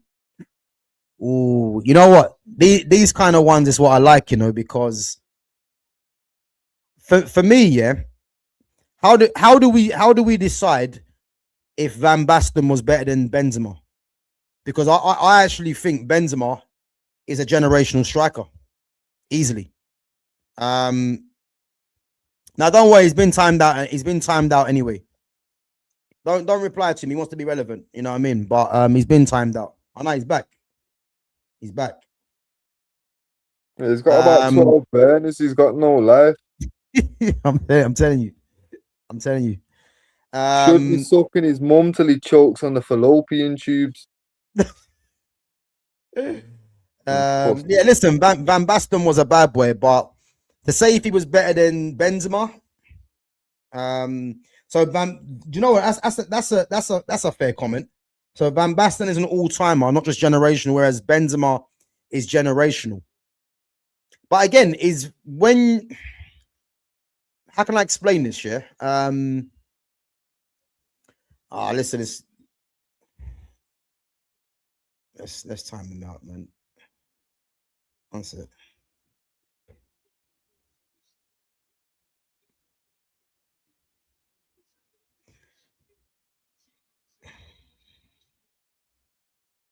Oh, any mods in the chat as well, man. If you see him in there, you know what to do, innit? Yeah, mods, just block him, man. Just block him or time him out, because he's not on there to support the channel, man. He's just on there just to disrupt the channel, innit?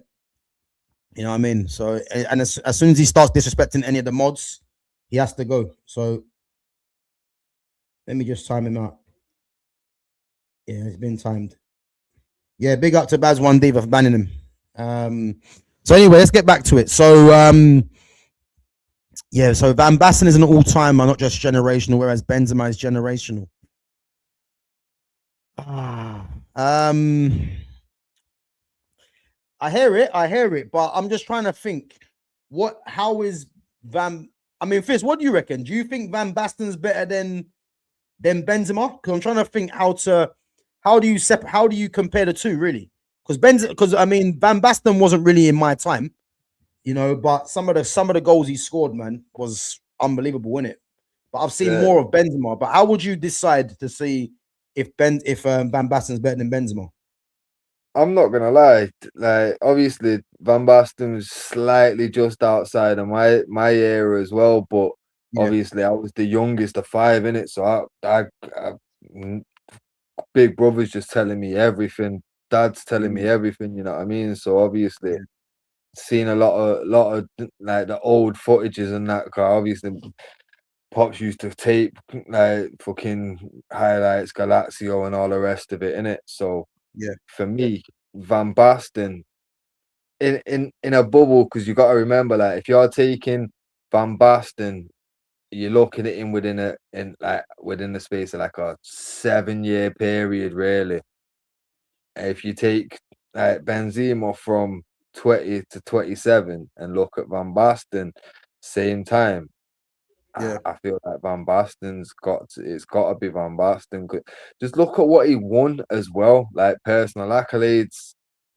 Like, you've seen all of his personal accolades, innit? I haven't seen all of them, to be fair. No, bro. One sec. Let me just pull them up for you quickly, because bro, Van Basten, ridiculous. Yeah, he was, man. I think, as I said to you, I think it's for me. I'll be a liar to say that I've seen Van Basten's career, because all I've seen of Van Basten really is just the goals, innit? Some of the spectacular goals, but I've seen Benzema's whole career, innit? So if there's anyone out there that thinks that Van Basten is better than Benzema, then I'm just asking how we comparing that, really? How are we comparing that? Is it because I mean, what's that? What is it based on? Because I think everything that Van Basten could do, Benzema could do as well. You know what I mean? I hear it, but check. So running through what he's won, 2 Intercontinental Cups. One sec, fucking it's just one to the bottom. 2 Intercontinental Cups, yeah, 3 Mm. Dutch Cups, fucking 3-time Dutch champion, 2 Italian Super Cups, Yeah. it's like the League Cup of the Dutch League, innit? Fucking Mm. 2 UEFA Super Cups, 3-time Italian champion, Mm. 2-time Champions League, 1-time European champion with Holland, 9-time top goal scorer, Yeah. 1-time Ridiculous. footballer of the year, 1-time Mm. golden boot for the whole of Europe, Mm. 3-time Ballon d'Or, and a 1 best FIFA's men's player by the time of, by the age of 27, bro. Bro, I almost fell asleep, man. All the accolades. I ain't gonna lie. This is what I'm saying, bro. Yeah. FIFA's men's best player, 3 Mm. Ballon d'Ors, fucking golden boot winner for the whole of Europe, footballer Mm. of the year, 9 top goal scorers, European champion with Holland, 2-time champion. Come on, bro. Yeah. Nah, Ridiculous. nah. Ridiculous, isn't it? 3 league titles in fucking Italy, 3 in Holland, cups 3-0. to go with it. Basically, I'm winning everything wherever I'm going. You get me? Mm. Like, nah, man. Mm. Fucking, Bro, sorry, like I say, just quickly, yeah. At Villa 3-0 up, yeah. Just scored now. And a bit off topic, yeah. But you see Elliot Anderson, yeah. I think yeah. Elliot Anderson's a good player, but these are the kind of things what I'm talking about. When he's getting calls for being when he's getting calls, yeah, for being 100 million, this and that, yeah. Do you believe it's right that he takes a game like this by the scruff of the neck to be talked about as being £100 million player? For me, I I don't believe most of these like when you see the price tag on like fucking because I see Clock Enders is constantly trying to talk about fucking Saka's price tag and fucking Declan Yeah, Rice, and I'm constantly saying it's English tax. yeah. If these men were Portuguese, you understand how cheap they'd be. There you go.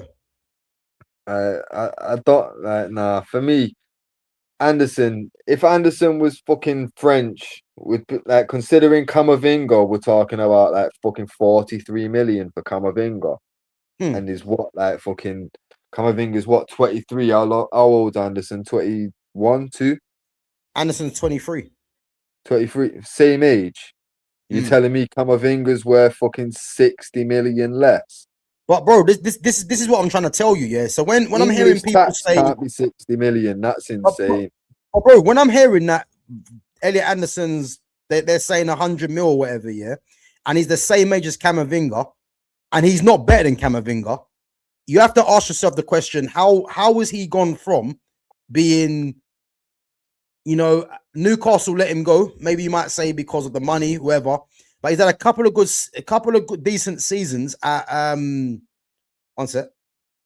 Oh my god, it's 4-0, bro. They're getting destroyed. John Bro, McGinn's got 2. They're getting destroyed. 4-0. they've 4-0, they've you know. still got they've still got possession in their own half on mine. Nah, I'm bro, watch the on finish. John McGinn's underrated. But I'm all on I'm saying, yeah, 78. all I'm saying, yeah, is that when it comes to when it comes to how much they're saying he should cost, and you mean like someone like Camavinga is just being forgotten about. There's no way Elliot Anderson's better than Camavinga. He's not. No, Yeah, and yeah, Camavinga's been injured, but he ain't better than Elliot. Anderson's not better than him. no, Sunderland. To be fair, that's what I was gonna say. You can take a couple million off the price tag that you're setting for Camavinga because few injuries and that. Yeah, that was a nice Mm, finish because obviously injuries and whatnot. Sweet. Then you can take a little extra off as well because his wages are gonna obviously be higher. You know what I mean? So yeah. you can take a little bit off. But Mm, even if you took 20 million off for the injuries and the contract, you're telling mm. me English tax is still 40 million because there's no way he's worth the same as Camavinga. There you go. You know what I mean? So if There you you go. take the contract and the injuries into it, and you say Camavinga should be worth 60, 65, Mm, then how the fuck is Elliot Anderson at Nottingham Forest fighting relegation when Camavinga's in La Liga with Real Madrid? mm, Like I say, if he was fucking Portuguese, he'd be a steal. French, he'd be fucking 40 million. It doesn't make sense to me. mm. Obviously, I know you've still got to have like an English quota for your squads in it. Like you still got to have a certain amount of English players when you register. But fuck me, like no one can be that hard up for an English player where you've just got a fucking. It's like when they signed Jack Grealish. I've always liked Jack Grealish as a player. I thought always been all right, but Mate, he's a top player. Top player. bro, come on, you're not 100 million, nah. So what you said earlier about Cole Palmer, they're gonna want at Yeah, least 100 million for him, and as much as you like him, we're not paying 100 million for him. You know yeah. what I mean? It's like, well, Mm, but we would if the club want him enough, they'll actually pay it, and they'll pay that stupid money and fucking act like it's normal, and that's how the price keeps going up and up and up in it. mm, But mm. anytime an English player's bought, it's the same fucking thing, innit? But yeah, Yeah. one sec, bro. Yeah, go on. All-time strikers are Gerd Muller, R9, Eusebio, Van Basten, and R9. Again, I can't disagree with that. I cannot disagree with that. And I mean, Muller, obviously, for his record in Germany. R9 is R9. I think he said R9 twice, actually. Eusebio, Van Basten. Yeah, listen, I can't argue with that. Is there other strikers that will be in there as well? Trying to think.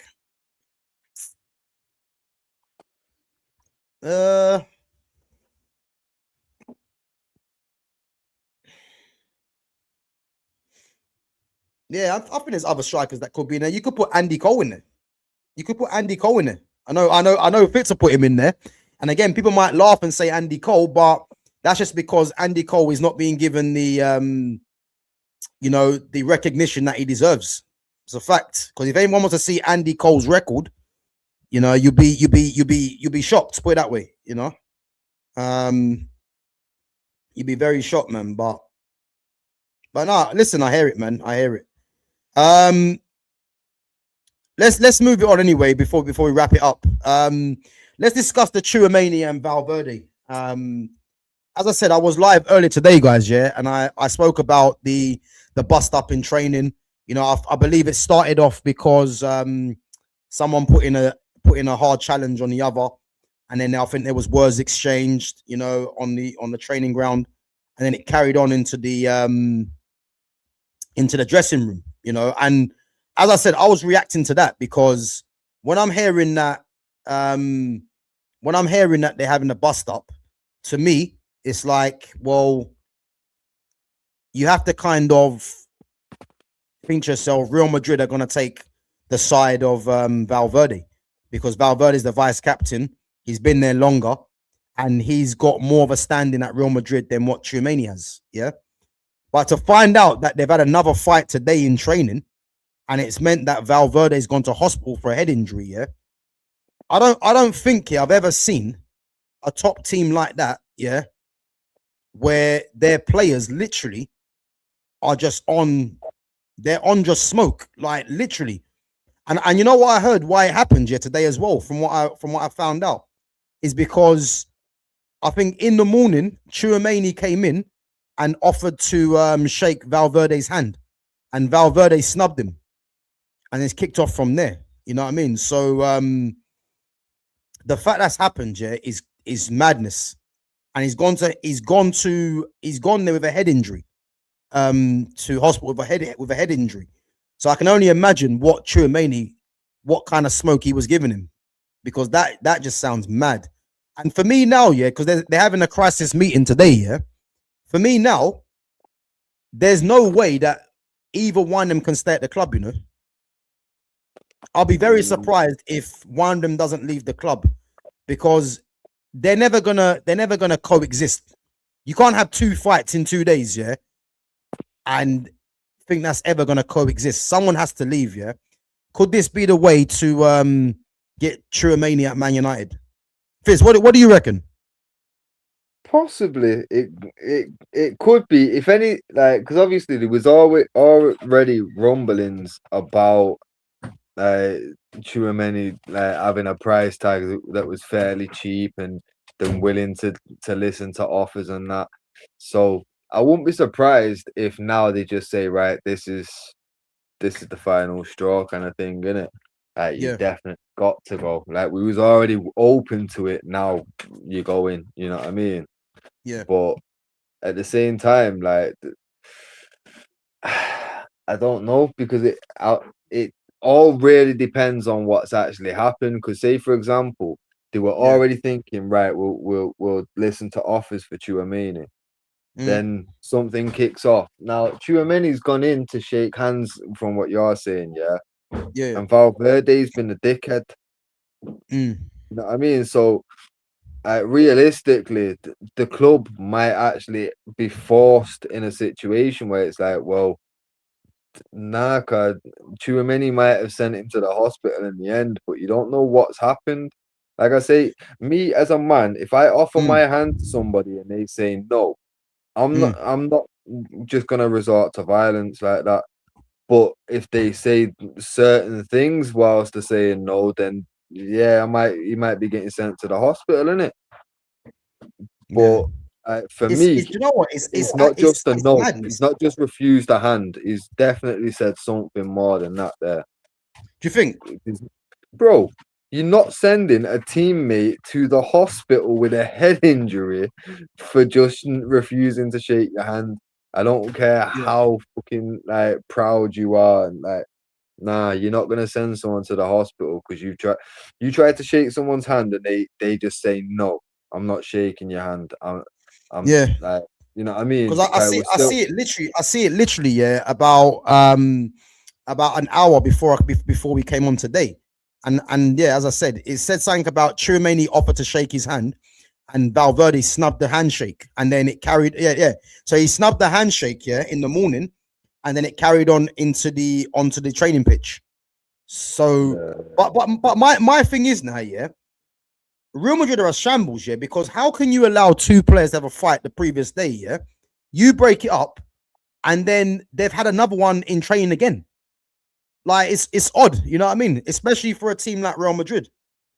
no, So trust me. Do you think that a big club like Madrid's got it on lock? But you got to remember, fucking egos, isn't it? after like Zidane, Ancelotti, and that, they've not had a manager that can really command respect of those kind of egos. What you know what I mean? What are coaches able to say to these man?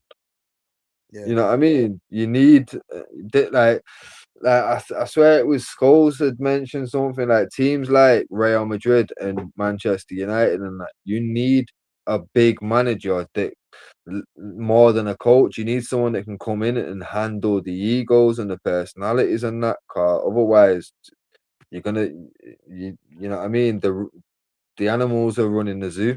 You know what I mean? yeah, The inmates are running the asylum. You're fucked. But end of the day, fucking you think something like this, the higher ups are just gonna step in it. They're gonna have to, but that's what I'm saying. Like, their hand might be forced by the fact that, well, Valverde's whatever's happened here, it seems like Valverde's provoked it at least. yeah. Yeah, I mean, as I said, man, I'll be very interested to see what happens now because they're having a crisis meeting. Obviously, you heard about the Mbappe thing as well. Mbappe Yeah, saying Mbappe being injured, going on holiday. That's a disrespect to his team, really. And what that tells you, yeah, is that, and it's not really a surprise, really. Yeah, I think people have reacted to this. Yeah, I don't know why they're surprised because you see with Mbappe, yeah, since a young age, even coming through at Monaco, he's always been given what he wants, and he's always been, like, in a sense, a spoiled child, isn't it? Yeah. yeah. And the very fact that he's doing this year, I don't think people should be surprised because when you're talked about the way that you are, like Mbappe is, yeah, he was always going to do something like this because he probably thinks that he's above. Probably thinks he's above football. You know what I'm trying to say? By the way that he does things. And what I would say, yeah, I remember we touched on this at the start of the season, you know, and I think I mentioned today, them bringing in Mbappe to Real Madrid was never going to work, because you do that, yeah, and you've got Vinicius Jr. there already, and by all accounts, Vinicius Jr. and Mbappe are not really getting on either, yeah. But you don't bring in Mbappe, and Vinicius Jr. is playing second fiddle. Yeah. You know, it was never going to work, because if people don't rate Vinicius Jr. or like Vinicius Jr., you can't deny that Vinicius Jr. was instrumental in winning Real Madrid champions, their last Champions Leagues. Yeah. Not to mention, when Vinicius Jr. first come to the club, you know, you look at the fact that you had Benzema saying he's playing against us. So Vinicius Jr. has gone through it. Yeah. And then he's turned it around. And all of a sudden, Mbappe comes through the door, and Mbappe gets numbers, and Vinicius Jr.'s kind of just been sidelined in a sense. You know what I mean? So, yeah. it was a poor move. And you think that's happening? They've won no trophies in a couple of years. And again, that should be an eye opener to anyone. Anyone that wants to start looking at football for numbers, it shows you very much that numbers are not the be all and end all. And Mbappe has blatantly shown you that, because the 2 seasons he's come to Real Madrid, he's got very good numbers, but they've won nothing. And this is why people that get obsessed with people getting numbers, yeah, you have to look at the bigger picture, because his numbers really mean nothing. Just as good as Harry Kane is, yeah. I rate Harry Kane highly, yeah. But Harry Kane, really, his numbers throughout his whole career, in a sense, has meant nothing, because Bayern Munich win league titles anyway, and he's won the Bundesliga. But against PSG, they're out of the Champions League, innit? So, and again, it's not on Harry Kane, because Harry Kane done what he had to do, and the finish was a very good finish off his weaker foot, yeah. But numbers should never be looked at as the measuring stick, because Mbappe's proven that. Because Vinny wasn't getting the numbers that Mbappe got, but Vinny left with a Champions League trophy before Mbappe came to the club. You see what I mean? Yeah. So, but the thing is, though, you see with that Mbappe thing, like, I'm not too sure whether it's all like, because obviously, like, I can see the argument that obviously fucking 16 or some shit, he was like fucking already globally known in it, and everyone was touting him as the next big thing and that. So I can imagine his ego being a bit wild, but at the same time, don't forget, like, especially in Spain, they love to do this to them kind of big worldwide elite players, you know, like these big stars. They love to tear them down, you know. Yeah. Don't forget, they did it with Dino. They did it with Neymar. You know what I mean? And it's all the same shit. Look, Neymar, fucking apparently he's always faking injuries so he can go to Carnival and fucking go to his sister's birthday and shit. You know what I mean? Bro, what? So he fakes injuries to go there? Like, nah, it's disrespectful to the athlete. You know what I mean? Just because whilst he's injured, if he then ends up fucking right, well, I'm going back home. I'm gonna go be with family, innit? I'm injured anyway. I'm not needed here. What's the problem?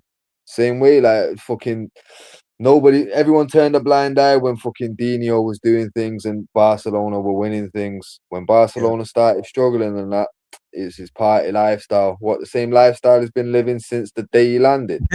Yeah. You know what I mean? Exactly. Nah, man. When you fall out of favor in it, obviously they like to spin certain narratives, and it's not a coincidence that you're hearing the same kind of thing about Mbappe. But obviously, fucking again, all them like the players that I just named there, they've all got things in common, and one of the things is they were global superstars at young ages. You know what I mean? So they all probably did have some ego about them, but at the same time, like, it's already been proved that the media love to tear these kind of man down, innit? Yeah, so, bro. You like it's always certain players, innit? Yeah. That's like what I it is, say, man.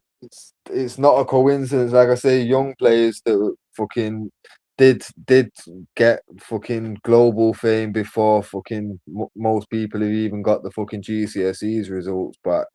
But at the same time, like fucking, like there's, it's just one of them. To know, like they love you until it's time to fucking tear you down, innit? Oh, Like come it's on, bro. always Yeah, the it's same been a story. thing for years. It's been a thing So for years, man. We know what's going on. yeah, You know. so I'm not fast to fucking be like, oh yeah, Mbappe takes the piss, and even like with all this dictator stuff, I think it's funny, and there are a lot of coincidences with it, and there probably Mm. is some kind of sway to it, because like for example, this whole Mbappe thing, there's no way Mbappe is going like anywhere. He's at Real Madrid for the foreseeable. They will get rid of Vinny first, simply for the fact of the marketing.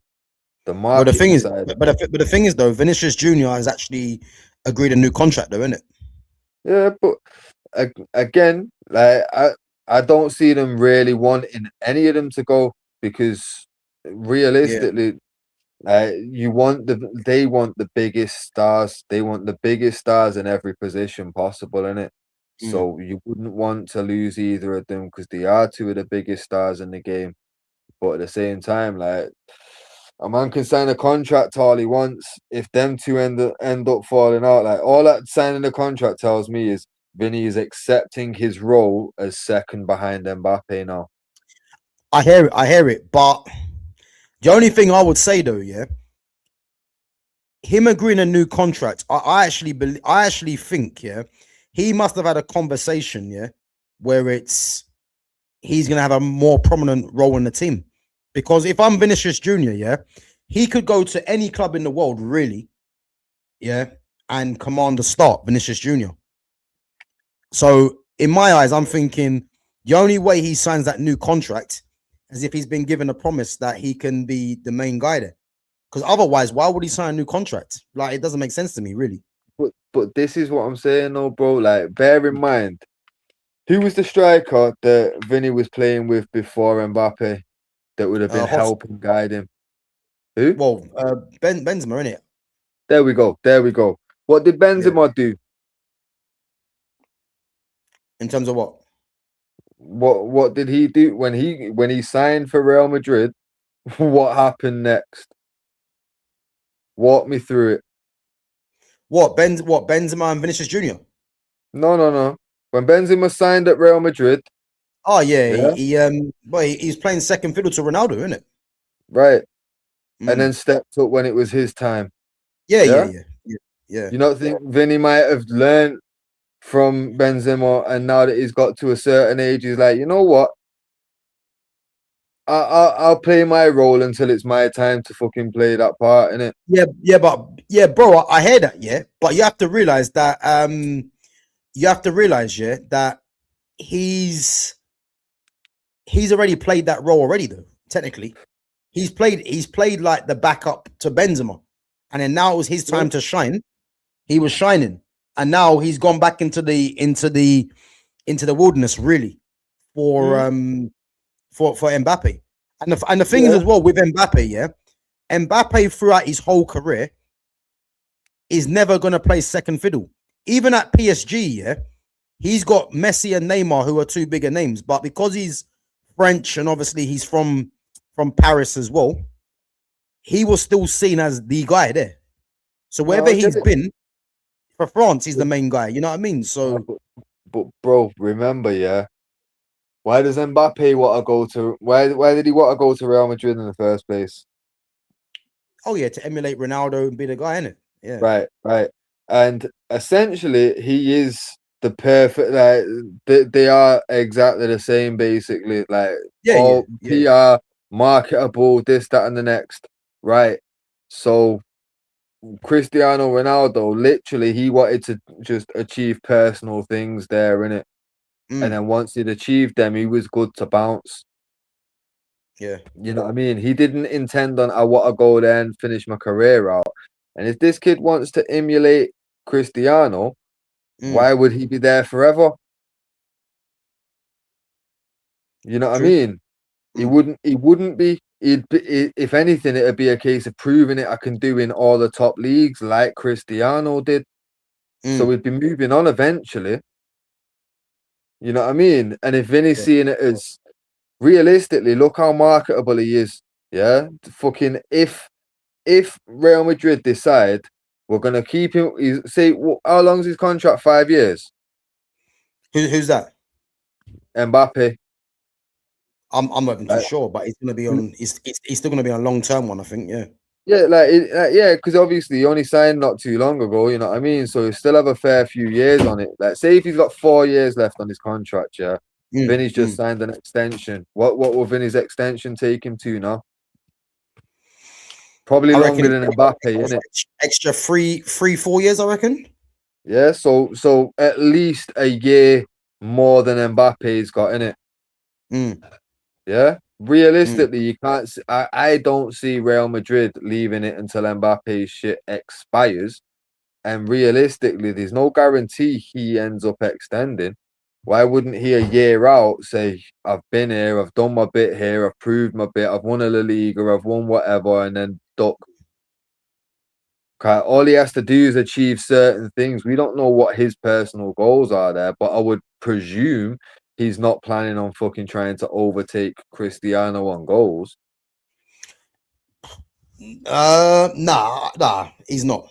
Even though the way he's going on, like he could probably do that, really, realistically. Yeah, like if he stuck around long enough, he probably could. But again, even if he did want to stick around and do that, realistically, Vinny could be looking at it like the money that I'm getting paid here. Yeah, I'm second fiddle, but I'm the second biggest player in the biggest team in the world, arguably. Yeah. You know what I mean? So it's like, how bad is it? You know what I mean? Would you prefer to be second fiddle at Real Madrid or the best at Chelsea? But it depends what his ambitions are, innit? Because he's won Champions League. But this is what I'm saying, bro. All right, but this is what I'm saying. But say if Vinny leaves, yeah, realistically, where does he go? Where does Vinny go? That's what I'm saying. Like if you're saying in PSG Europe, ain't gonna need him. If you're staying in Europe, yeah, I think it's only realistically PSG or Man City. Because I look at Man City now, yeah, and like the Semenyo signing, I was never with it anyway, yeah. And to see Semenyo playing for Man City makes me laugh because he's literally only there because he's a goal threat and he's physical. Yeah. And the thing is, well, if Vinicius Jr. was to go to Man City, you know, he'll be first choice left winger for sure. So, but Man City are not gonna. I mean, I don't think Man City sign him anyway. I don't. Other than that, you're looking at Saudi, innit? But that's what I'm saying. No, I personally, I don't. Even if he's not got the most aspirations where he wants to be the biggest player in his team, he's gonna have more aspirations than going at his age to Saudi, surely. Because if you want Saudi money, surely he's on Saudi money right now. You know what I mean? Real Madrid's not going to be paying him peanuts there. Yeah, but again, they were looking to oh wait, what's this? Valverde denies Chouameni fight. He slipped on a banana peel. Wait, let me read this 1 second. Because this is crazy. Let me read this. So my man's in hospital, yeah, but he's denying the fight.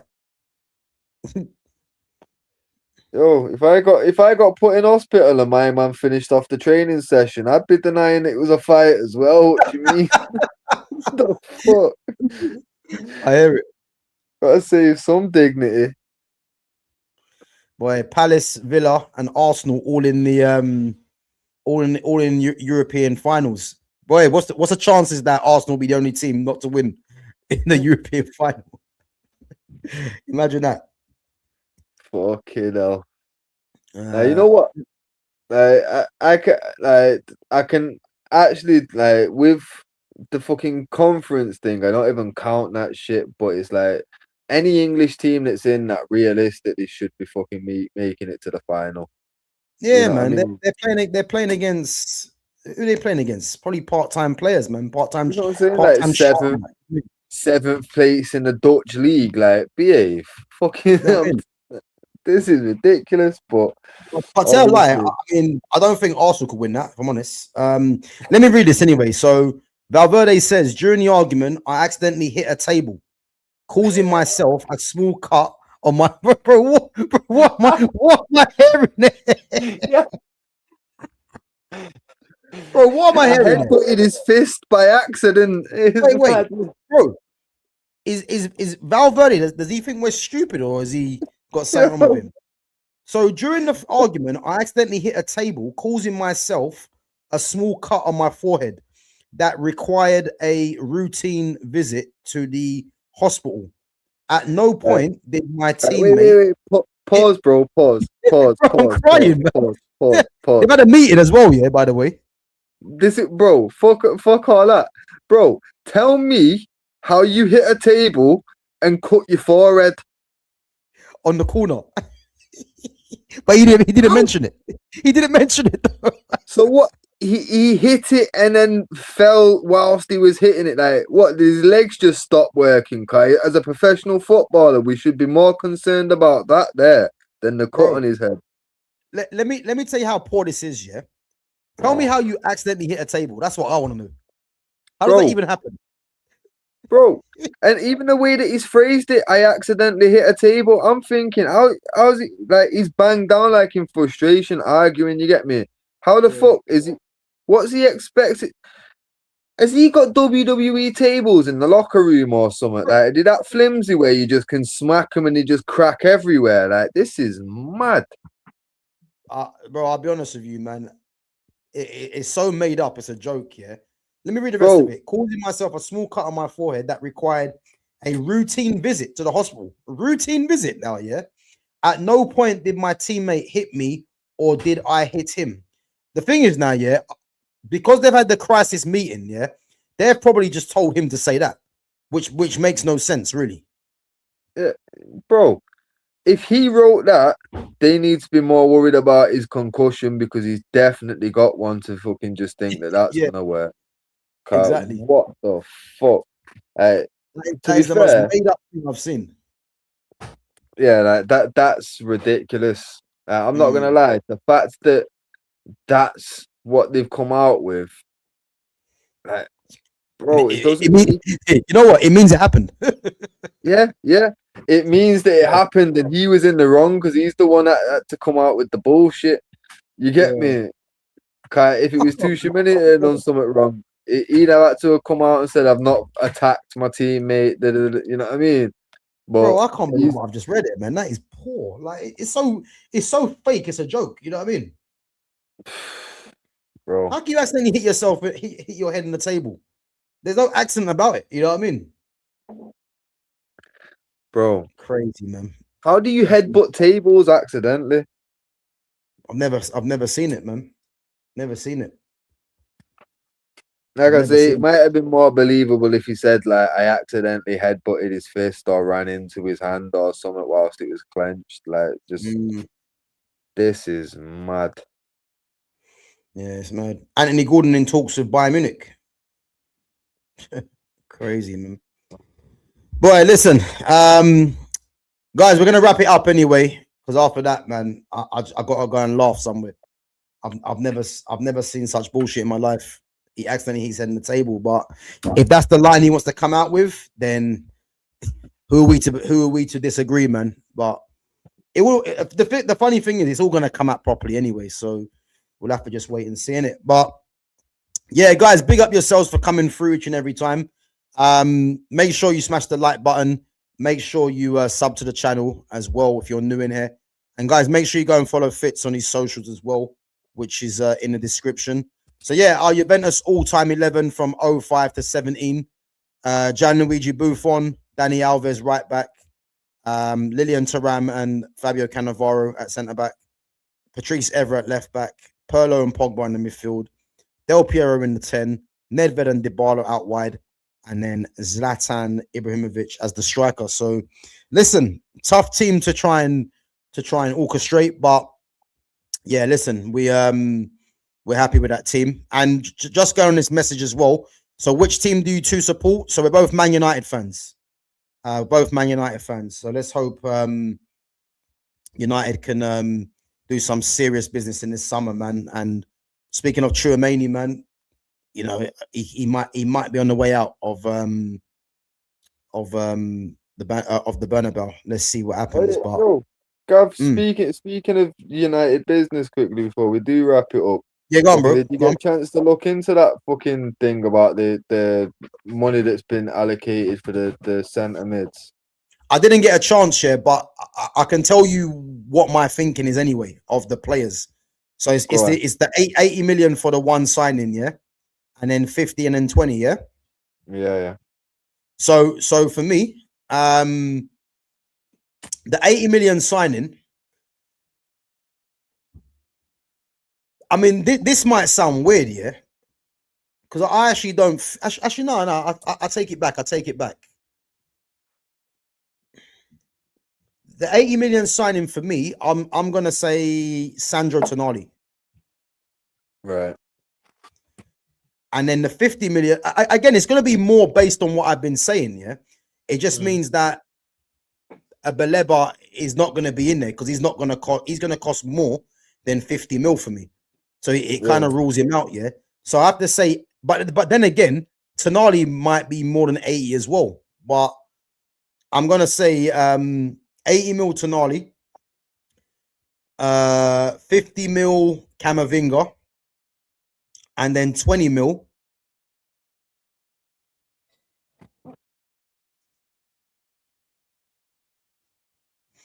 I'm gonna say Matthias Fernandes if West Ham get relegated.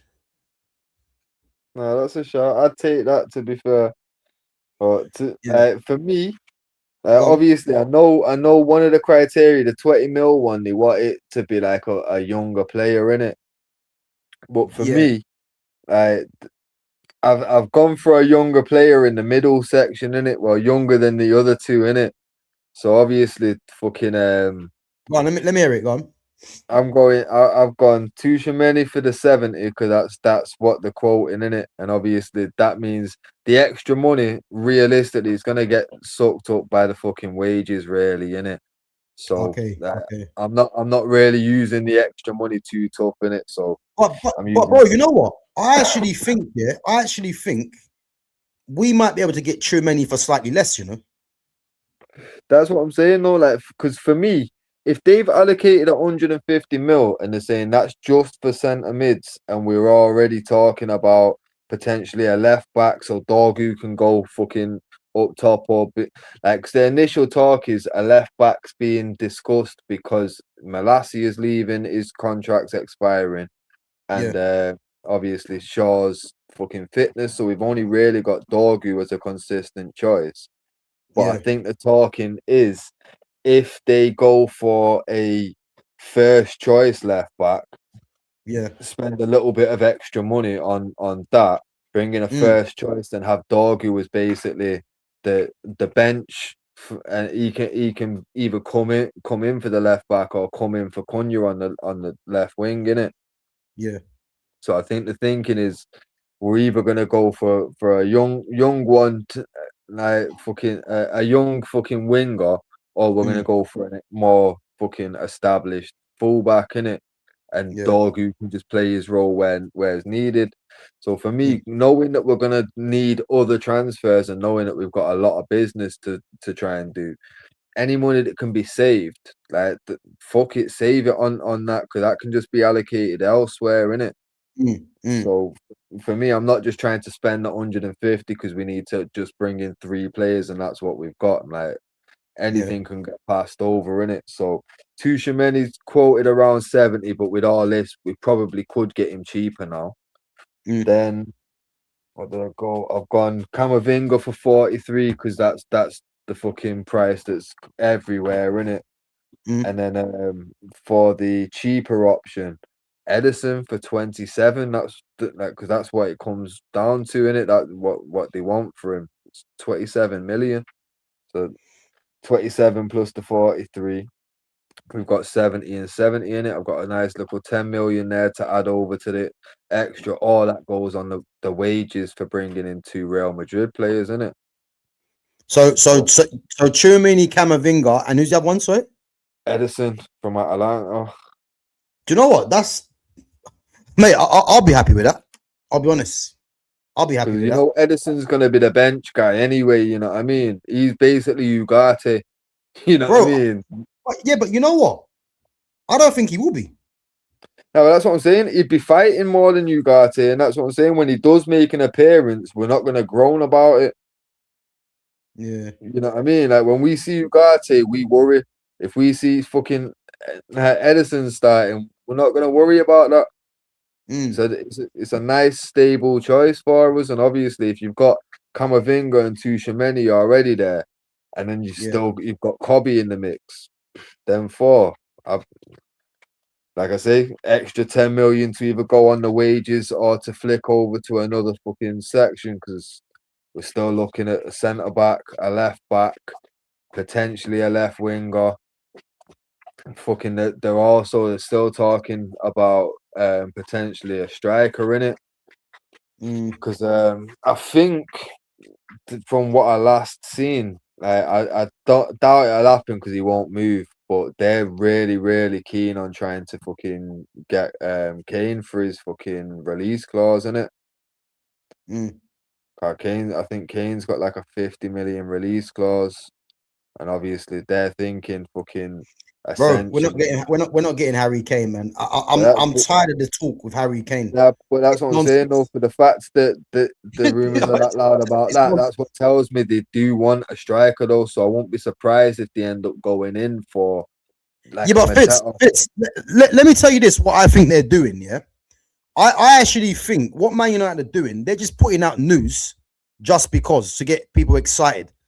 I can't believe for one reason, yeah, we're gonna go for a striker, because the way United have done business in the transfer window, they've divided it into sections. So if you actually check before, it was defense.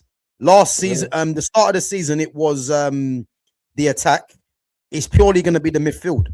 I actually don't think we're going to go for a striker unless it only happens if Xerxes goes, and I don't think Xerxes goes. I don't think he goes. That's the thing. There's that is the talk basically, in it. Like it's just deciding what happens with Xerxes. Basically, fucking. I know that there's rumors of a couple Italian clubs being interested in taking Xerxes back to there. And obviously it's more down to game time for him, innit? Because I feel like Shesko would be more of a bench player if he's not being benched for people out of position. If he was being benched for a more established striker, like a Kane or a Lewandowski or someone where he can learn from them, I feel like he'd be happy to do that and then basically make an appearance last half hour or whatever and ease his way in that way. Take the pressure off his shoulders, innit? But with Xerxes, I feel like that's them two competing for it, and I feel like Xerxes already knows, well, I'm not gonna get starts over Sesko. But again, he's the newer, shinier toy, innit? But again, this is what I explained today already. Yeah, if Carrick gets the job, which I expect him to anyway, yeah, the fact that Carrick came out and said the team are not playing the way that he sees it, yeah, is a positive, because I actually had this suspicion as well with Carrick that what he's doing now, he was going to do to try and get himself the job and try and secure Champions League football, because Carrick, the footballer, doesn't play the way that United have been playing. Because I immediately thought Carrick coming in, he's going to be picking more of the footballers as possible. He hasn't done that. And I think the reason he's done that is because he knows by him getting just results and getting him the opportunity to become Man United's manager and getting Champions League football, he was always going to play players, I believe, that can get him goals, isn't it? Now, the very fact here that we've secured Champions League football now, this is why I'm just concerned with what happens in the window now, because the signings that Man United do will tell me the kind of football that we're going to play. And this is why I'm saying the likes of Ahmad and the likes of Xerxes, yeah, I can only hope that next season we're going to go to a more of a possession-based team. Because if we want to do anything serious, we have to be that. Ahmad and Xerxes are both possession-based players. So the way that I'm looking at it, yeah, is if Carrick does stay in charge and he said the team are not playing the way that he wants, that's a positive because it means that I believe that Carrick wants to go to a possession-based team next season. And that's why I'm saying the likes of Xerxes, I know it's been frustrating, but I can see Xerxes just staying and seeing what happens. That is my hope, really. And I think that could happen. I hear it, but I think if he's going to be appointed long term and he's trying to switch to a more possession based, it's I think he's playing a bit of a risky game because obviously like a lot of the players that we've got there do like playing like on this counter in it. But again, yeah. Look at the players. Like the players, like for me, yeah. If I'm looking at Mazraoui, yeah, Mazraoui is possession based. Lenny Yoro, Aiden Heaven, they're possession based. Lissandro, you know, I think Lissandro needs to be moved on, but again, he's possession based. Patrick Dorgu's a bit of a hybrid, you know, but again, I believe he can grow into that. Kobe's possession based. Ahmad's possession based. Xerxes possession based. The only ones that are not possession based for me are the ones we need to get rid of, apart from Sesko, because Sesko's more and Mbuemo as well. Because Cunha's a maverick, Mbuemo's not possession based. Sesko likes the ball in behind, innit? And then you got Bruno Fernandes. So this is why I'm saying, if we want to go to a possession based team, it means moving on the likes of Bruno Fernandes. It means the likes of Mbuemo, he becomes more of a squad player for me. You know, Cunha's a maverick and he's a bit different, Cunha. And this is what I'm trying to say. The signings will let me know what we're doing. This is why I want Iliman Ndiaye, because Iliman Ndiaye is a possession-based player. Camavinga's possession-based. Baleba's not possession-based, yeah. But in terms of what Baleba's going to bring to the squad, he's a player that you kind of need because he's got the energy, he's got the legs, he's press resistant as well. And that will help the midfield. And then you got Tonali, Tchouameni. Both of them are possession-based as well. You know, if we go and get a Lewis Hall, which ain't going to happen really, you know, he can be possession-based as a left back. So I'm looking at our team, yeah. We can go possession-based with what we've got with the players, but it means, this is why I always say Bruno Fernandes is the catalyst for this. Because if we get rid of Bruno Fernandes, we can be a proper possession-based team. Because you can play 3 midfielders in there, or you can play a number 10 that is a bit more, you know, responsible with the ball. So this is what I'm trying to say, man. But like I say, a lot of the players, like I'm not hearing any news about fucking leaving. Like they're the ones that I'm concerned about. You know what I mean? Like fucking. Yeah. Because I know fucking, like, for example, Luke Shaw, Mason Mount, fucking Delode. There's a few rumours about him in it, but not as loud as like Xerxes, for example. So I'm like, well, fucking hell. And we've got so many players that I know these man can cause problems if they, you know what I mean? If they're not feeling what the manager's looking to go in a new direction, they will just fucking down tools in it. Like we've seen it with many managers before. Obviously different players each fucking time, but it's always the same fucking story in it. Yeah. But to be fair though, Carrick, like you say, he's played it safe so far, which I get it because it was make or break for him, innit? If he hadn't done well, like now, where's he going after this, innit? So he had to do what he's got to do, but I don't know. Like I say, like you say, fucking, I'll be interested to see what players we actually sign. Like fuck rumors, who we actually sign, because that'll say a lot before we even kick a ball in it. But this is what I'm saying, bro, because that will tell us what we're trying to do in it, and I believe the kind of player Carrick is is gonna want more possession based because you can tell Carrick loves Kobe, innit? Yeah. Kobe's possession based. I mean, I had to read something today saying that Kobe's a box to box midfielder. I mean, I don't know what clown said that, yeah, but Kobe is not no box to box midfielder. I don't know where that's come from, yeah, but he ain't that. Never has been, yeah. So the fact that Carrick does rate Kobe highly, and there's talk about bringing in Baleba to partner Kobe. I think you have to look at that as a positive, and that just tells me the reason why Baleba is a required signing, yeah, is because of the legs that he offers. He's left-footed as well. He's fairly press resistant. I don't think people should be looking at Baleba for his passing, etc. That's not what he's been brought in for. The passers are your Tonalis, your Chouamainis, your Camavingas. They're in the team for that, But Baleba's a ball carrier as well, which is important. And then you've got Kobe, obviously, as well in the final third, that what he can do. So for me, yeah, it's important to see what the signings are. And just get on this comment as well. The pressing structure, the intensity, the identity, style of play is not there. And I agree. And this is why I'm saying, yeah, the fact that Carrick has said that this isn't the way he wants a team to play, you can only be positive with that, because that will come down to the identity for me. Because the identity right now for the team is counter-attack. But I believe Carrick's only doing that because it's about getting over the line.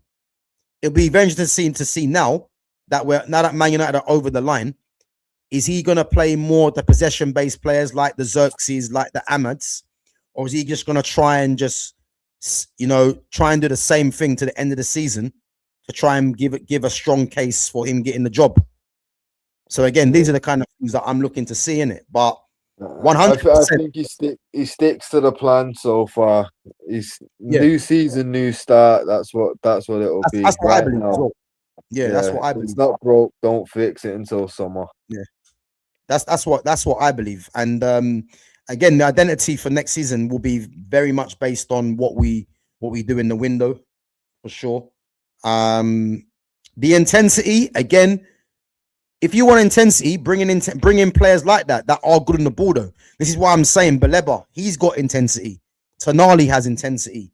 Chouamani has intensity.